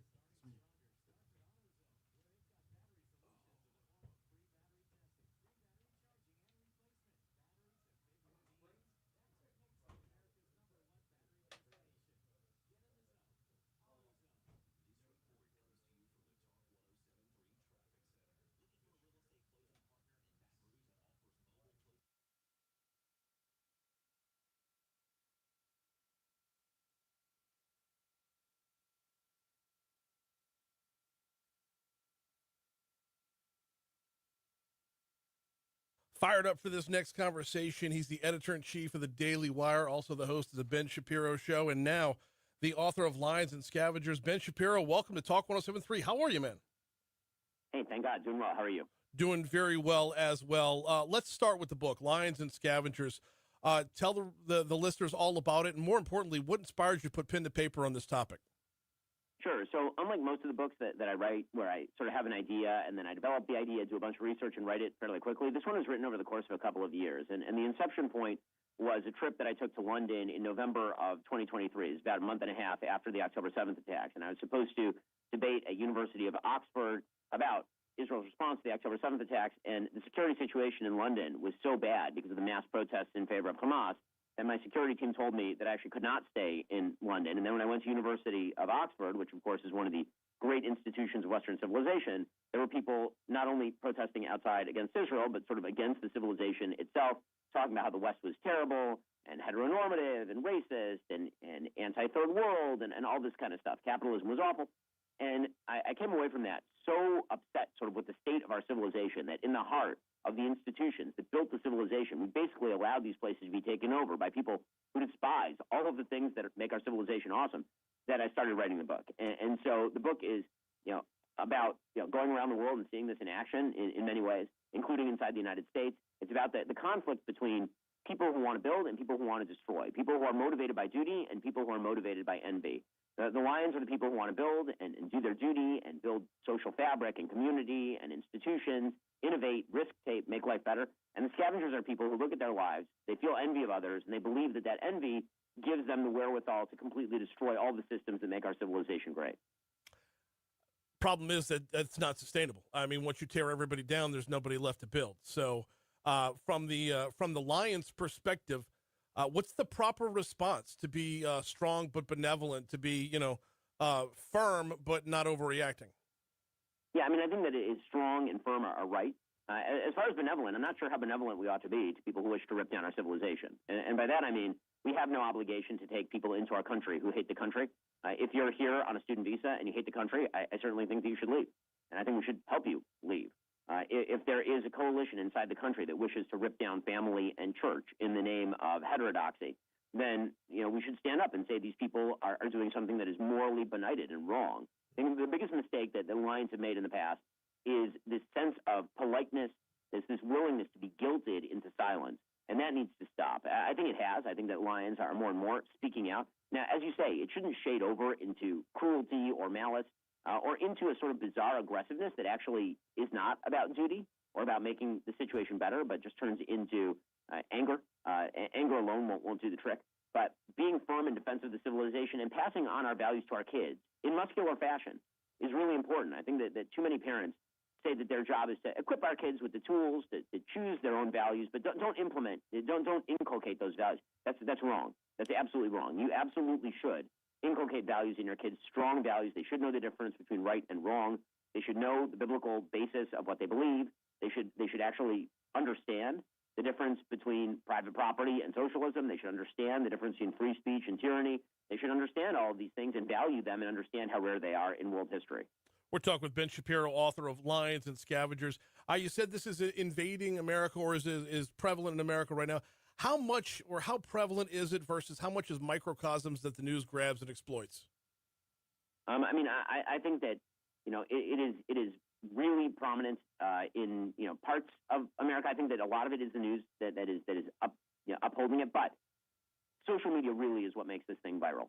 Social media is where you can find other envious people, and you can come together around a common cause of hating things, as opposed to what a church does is it puts you around a common cause of serving God and serving your community. What the internet does, it helps you find other lonely people who are upset at life and maybe for similar reasons, and you can band together to tear down systems. And that's how you end up with these bizarre protests where, obviously, the sort of example people use is Queers for Palestine, which makes no sense, like none. Because if you're talking about Queers for Palestine, there are no queers in Palestine, they get killed. And so why are they marching for Palestine? The answer is because you have a group of people who believe that they are marginalized by family and community and the heterodox and the heterosexual patriarchy, and then you have people who believe that the West is responsible for all of the malice and cruelty on earth. And those two people get together and they say, okay, well, I don't like you, you don't like me, we have nothing in common, but we do hate the civilization together. Got Ben Shapiro for just a couple more minutes talking about Lions and Scavengers. Conversely, though, Ben, the internet is an opportunity for just open free speech for those who would otherwise be pigeonholed in as scavengers to say, no, I don't choose myself to be a victim. Yes, I do think that the internet will provide the opportunity for people to get together in that way. But I think that we do have to facilitate personal interaction.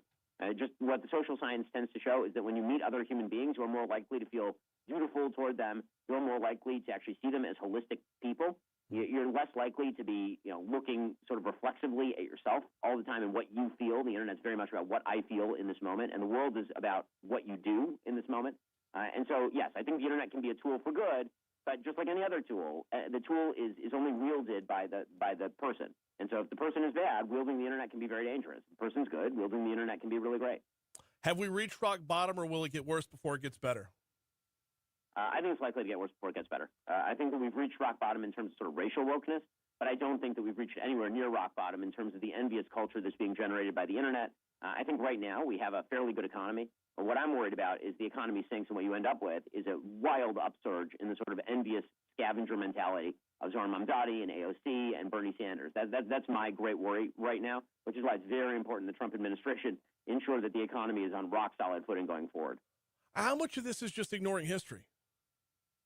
An enormous amount. I mean, I think that a huge number of people don't know history, or they just distinguish history by saying things are different now. And guess what? You know what the one thing that is not different and has never been different? Human nature. Human nature has been exactly the same the whole time, which is why when you read the Cain and Abel story in the Bible, and God is saying to Cain, sin crouches at your door, but you can overcome it. He's saying that not just to Cain, he's saying that to us because we're the same kinds of people that Cain was. In the meanwhile, I greatly, greatly appreciate a couple minutes. Ben Shapiro, author of Lions and Scavengers. Man, thank you so much for hopping on board. Thanks so much. 827 at Talk 107.3 FM, WBRP. I greatly, greatly appreciate his time. In the book, and admittedly, I'm not finished with it yet. I get quick turnaround on things like this. But admittedly, I'm not finished with it yet. But it is it's a punch in the gut type of book. It's not a difficult read, but it is, as you would expect coming from Ben Shapiro, it is blunt, to be sure. That'll be available on demand at talk1073.com as soon as the show is over with today. We've got so much still to do here. Oh, and hang on, JP, you're going to love this. Yeah, what we got? All right, so I ran out of time. I wanted to get this one in. Let's offend some people. Okay, good. Okay. If I tell you about Lions and Scavengers, okay, where's the first place your mind goes?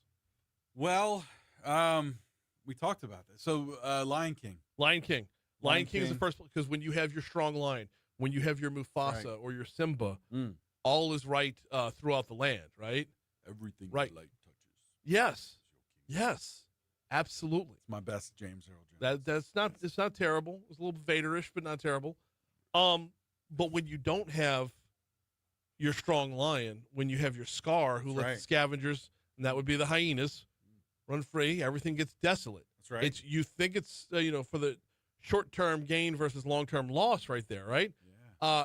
Interestingly enough, one of those hyenas was played by Whoopi Goldberg. I know. I wish I would have had time to get into this with Ben Shapiro, because I'm sure, I am sure his mind would have gone racing from there of like, what an unbelievable metaphor. Oh, man. From where today's political discourse is to someone who literally played a scavenger. He might have hung on for like 5 more minutes after that. But they run us off. They do. He'd have been like, no. They keep a tight schedule. Premier keeps a tight schedule on them. Right. So, I appreciate getting the 7 minutes, because I'm when it comes to those, I'm kind of punching out of my weight class a little bit. Yeah. We're not a big enough market to get him. So, but hey, no, it happened. We got him. So, absolutely. It's awesome. Yep. We are just a minute or so away from news, traffic, and weather. Not enough time to dig in on another topic right here. When we come back from our break, we're going to talk about the race for City Court Judge. Brenden Craig is going to join us. Before we get to our break, got to remind you about the folks over at Mathern's. You'll find them downtown on 3rd Street. Parking on the 4th Street side. Entrances on both sides, by the way. You'll find them on Highland Road, just west of Kenilworth Parkway. The kind of OG location, if you will, because they used to be Kenilworth Supermarket back in the day. But all football season long, you know what I'm going to tell you about. I'm going to tell you about the campus location. That's in the Nicholson Gateway Shopping Center. Mathern's is the closest grocery store to Tiger Stadium. Literally across the street from Tiger Stadium. You know where Torchy's Tacos is at? Mathern's is right behind it. Fat Boy Pizza, Mathern's is right behind it. It means it's right there. So as you're bumping around campus, bouncing from tailgate to tailgate, want to stop off for a cold one? Mathern's blows out the salad bar on home game days. Now, they set up the tent outside, You don't even have to physically go in the store to get yourself a cold beer. They send out the tent outside where they're selling beer and they're selling jambalaya. Really, really good jambalaya. But if you go inside, you get not just, the beer and the jambalaya, but whatever you forgot for your tailgate. If you say, this will be enough charcoal, and then you realize you're running low, swing by Mathern's. Whatever it is, they've got you covered, and they're right there on campus, directly across the street from Tiger Stadium. It's Mathern's. Here's news.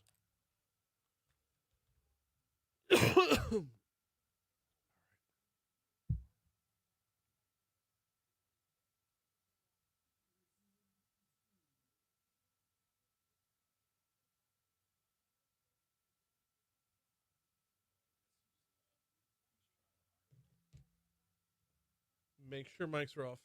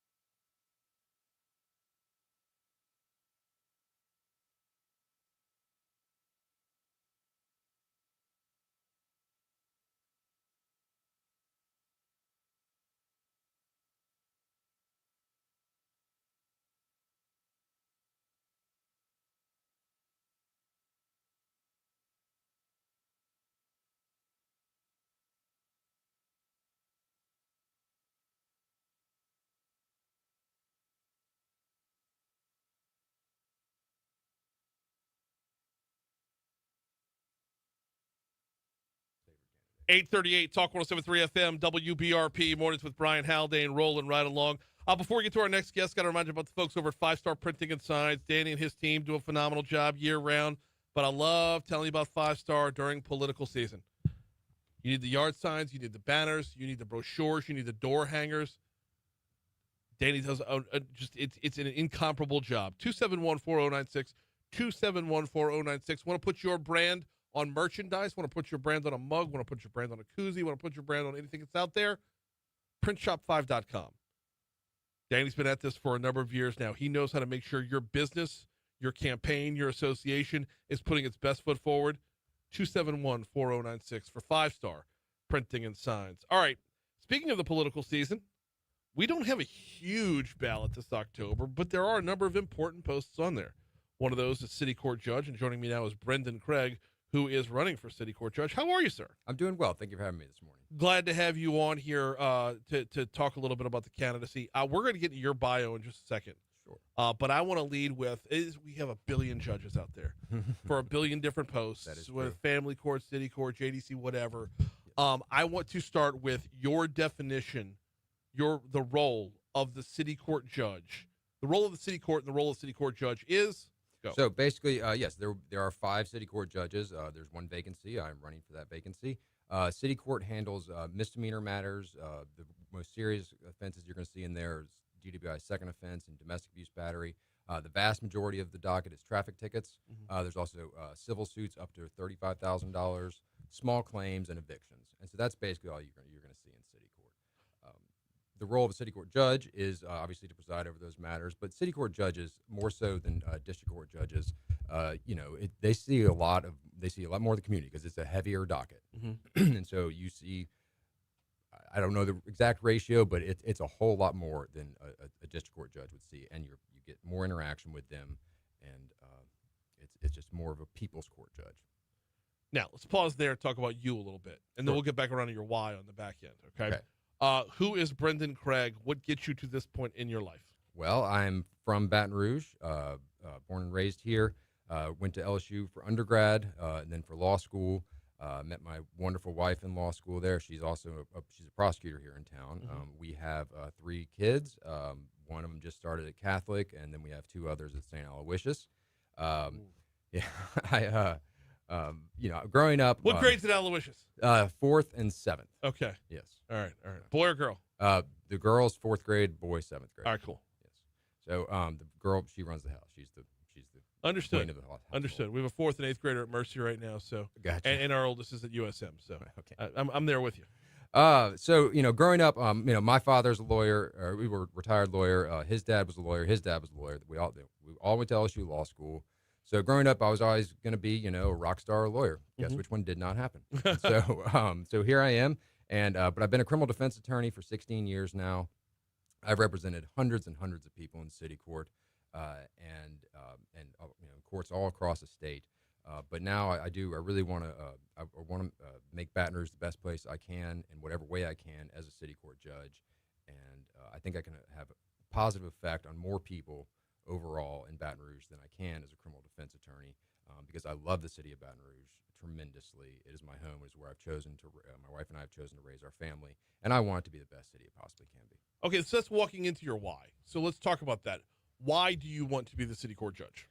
So I did. I mentioned that I think I can have a more positive change on people in Baton Rouge as a judge than a criminal defense attorney. And I think now is the time. In 2021, Carson ran for city court judge. He actually, it was a funny story. He called me, letting me know he was going to be running, and I told him, I said, Carson, I always thought you'd be the second best guy for the job, but if you're running, I'm not gonna stand in your way. And now he's gone. He's moved on to district court, and so now's the time. And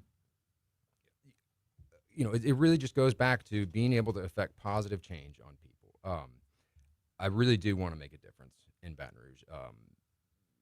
I've had good results in affecting people's lives as a criminal defense attorney, mainly a lot in juvenile court as well. Okay. I've represented a lot of people in juvenile court, and I've got a pretty good track record actually in not seeing those clients later in their lives in district court. Okay. And you have to.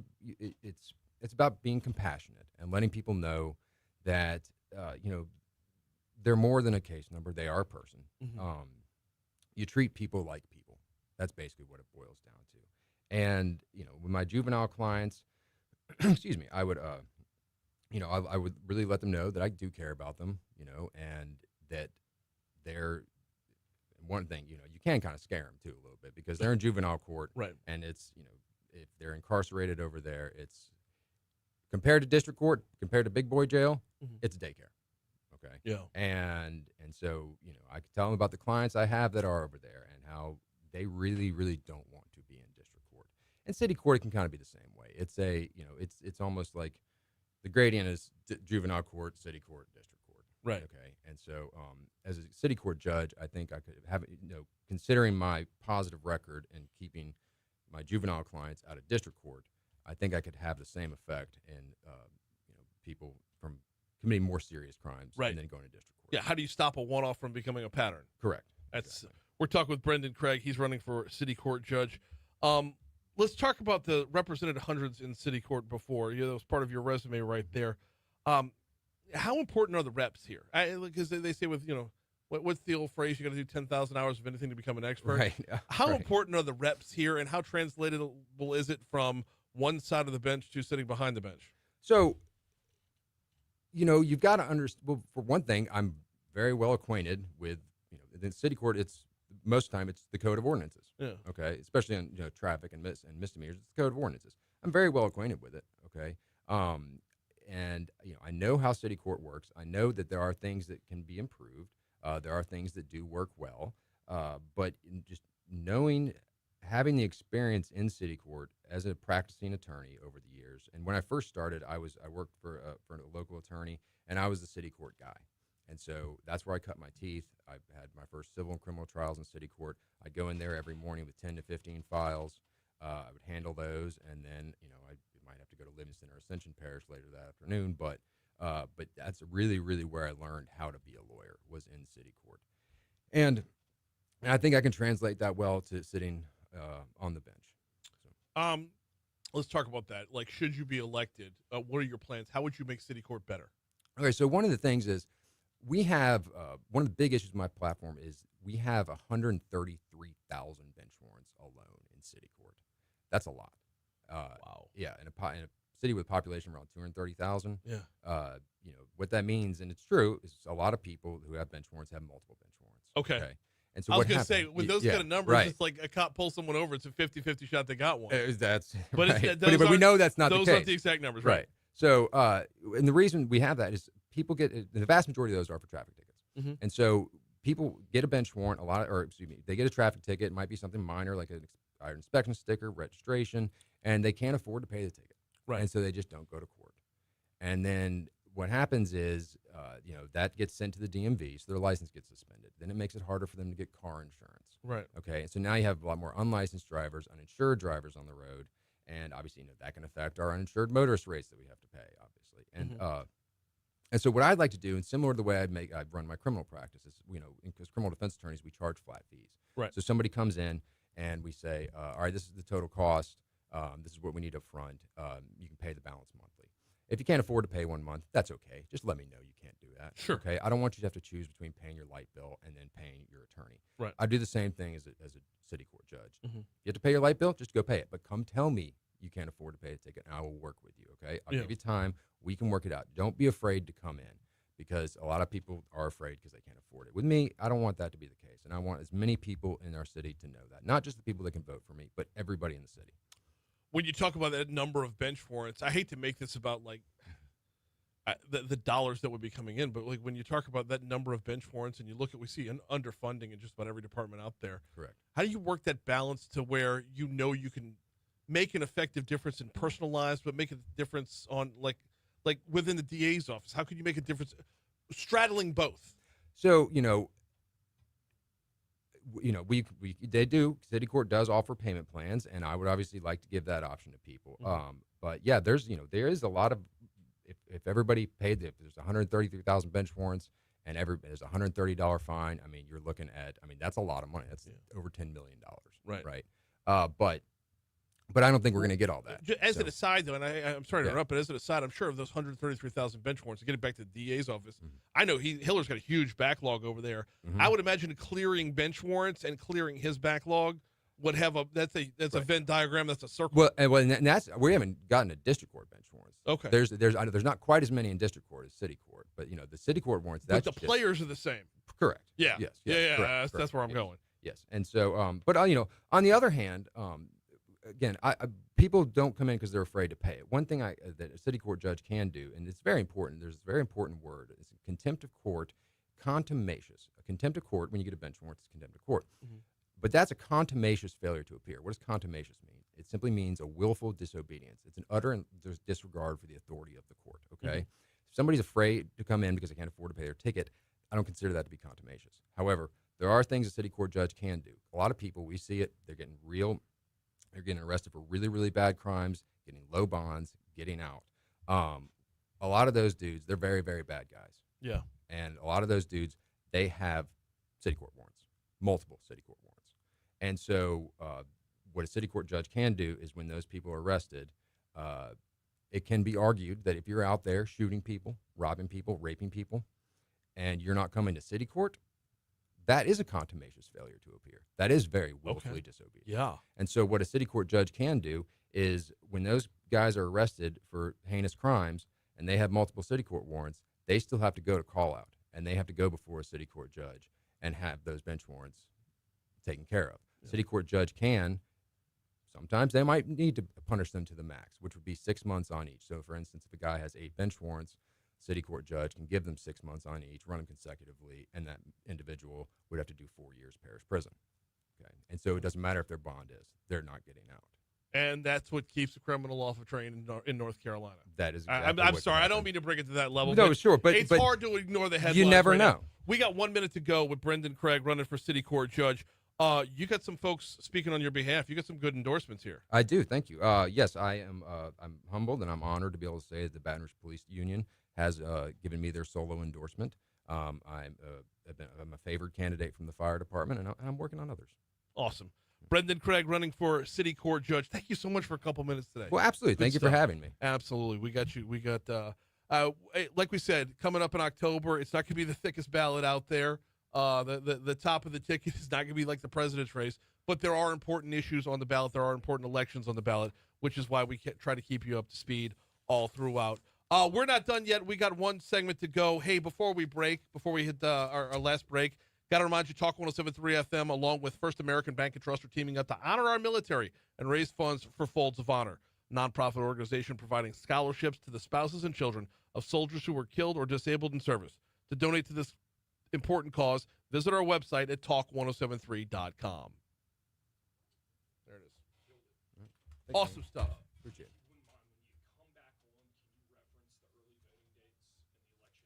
Yes. And actually, yeah. And I wanted to get in there, but I didn't. For a lot of people, you mentioned how it's not gonna be a lot on there, but for many people in the district, it's gonna be the only thing on October 11th. That's it.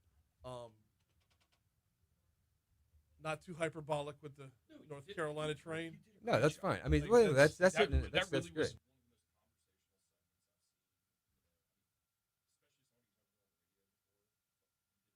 Yeah, that was phenomenal. Really good job. No, I didn't want to be like this. This is how you keep people from getting murdered, but it's. I wanted to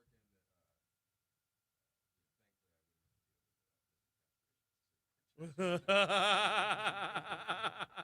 That was a fun segment this morning. Trying to keep Franz in line. Early voting is September 27th. Okay. Yeah, throw it.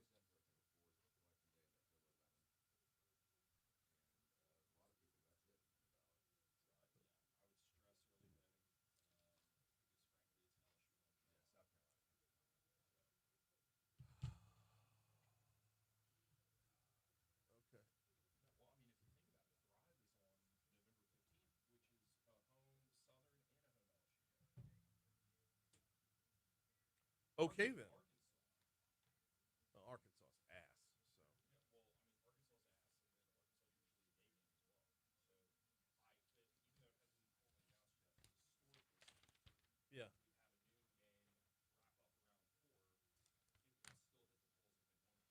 could, but day drinking doesn't usually lead to voting.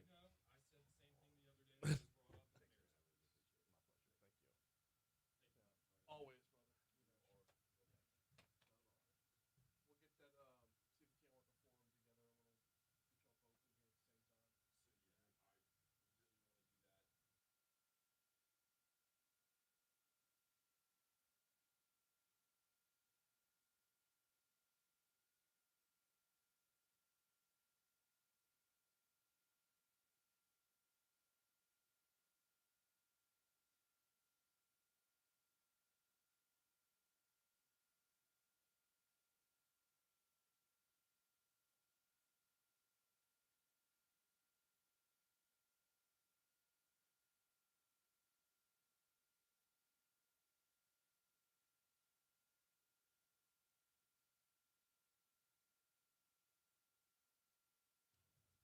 I gotta find his opponent now, though, because the door's open, so I have to be equal. Yeah.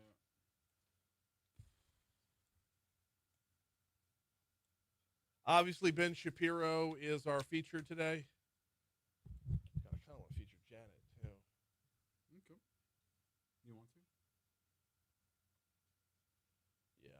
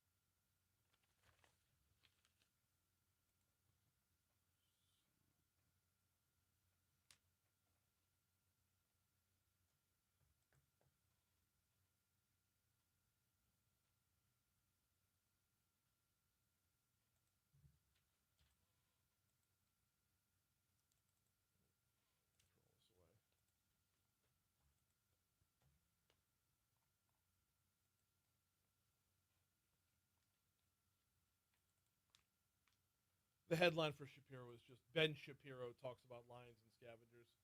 It doesn't have to be clickbaity because it's got his name in it, and his name is clickbait.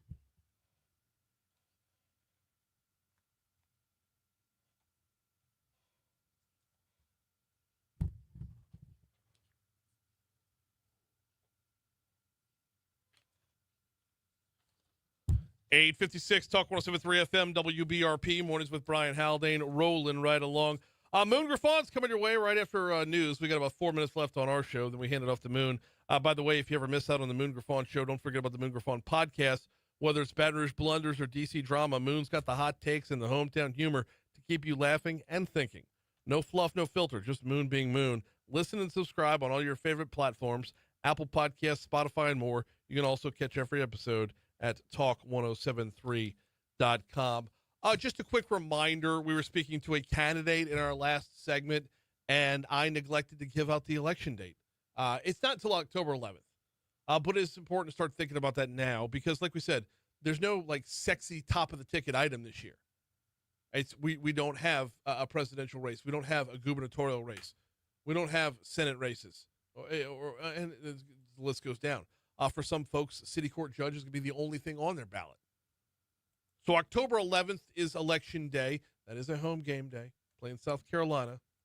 I mean, it might be like a Heisman battle between Lenora Sellers and Garrett Nussmeier. So if Election Day is going to be a problem for you on October 11th, keep in mind early voting will run from September 27th through October 4th. I early voted for the first time last year, and I got to tell you, I liked it a little bit too much.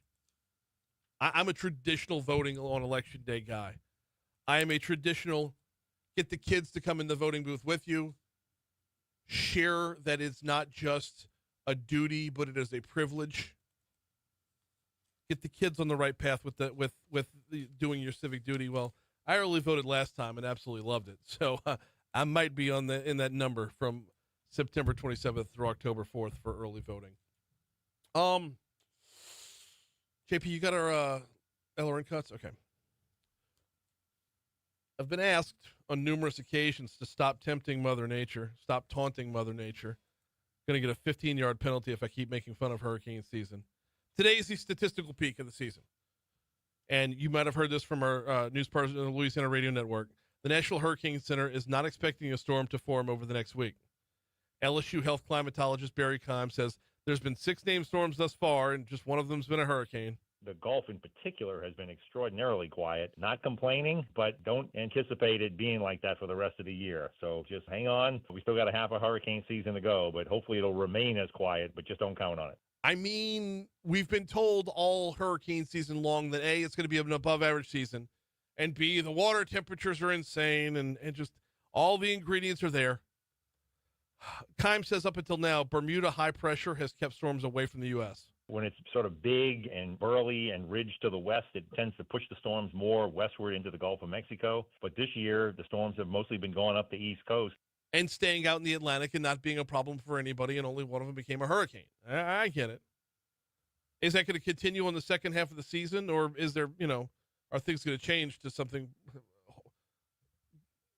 a lot worse? We had a hurricane of 1915, which made landfall on September the 29th. More recently, we had Rita, which followed Katrina, which made landfall on September the 24th. And then we have Juan, Delta, Zeta as October storms. So it's possible. It's possible. But every day that goes by that we don't have one is another day where we're running out that shot clock. So I'll take it. We're all done. Moon's next.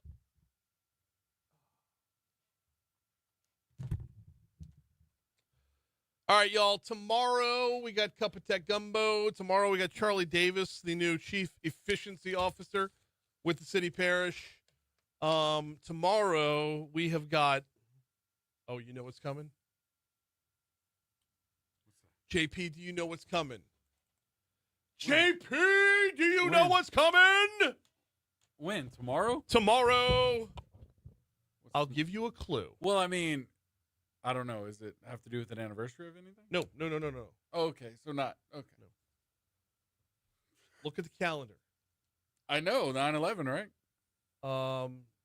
Yes, it is 9/11, but that's not what we're talking about here. I thought Dear you were God. excited about 9/11. I don't know. No. Zoom out. Don't look at the exact date. Look at the whole month and what day of the week and Thursday. Second Thursday of the month, JP. And you already talked about Haggai coming in, but second Thursday.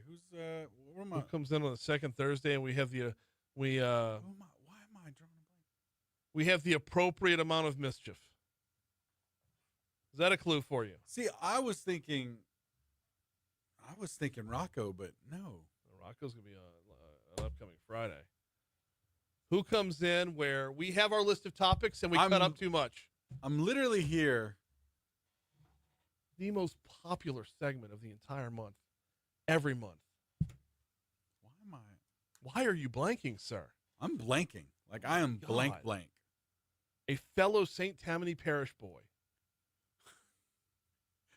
Why? You are going to kick yourself in your own balls. I'm telling you right now.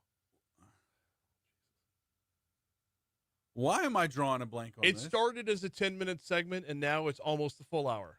It's not Mike Strain. It is Mike Strain. Mike Strain. Mike Strain tomorrow. Oh, man. Why am I? All right. Man. Oh, that's going to be fun. I hit you with that at the dead end of the show. Right. Yeah. Like, no. It's an acceptable brain fart. I don't mind because you eventually got it. Yeah. Yeah. So. Okay. All right.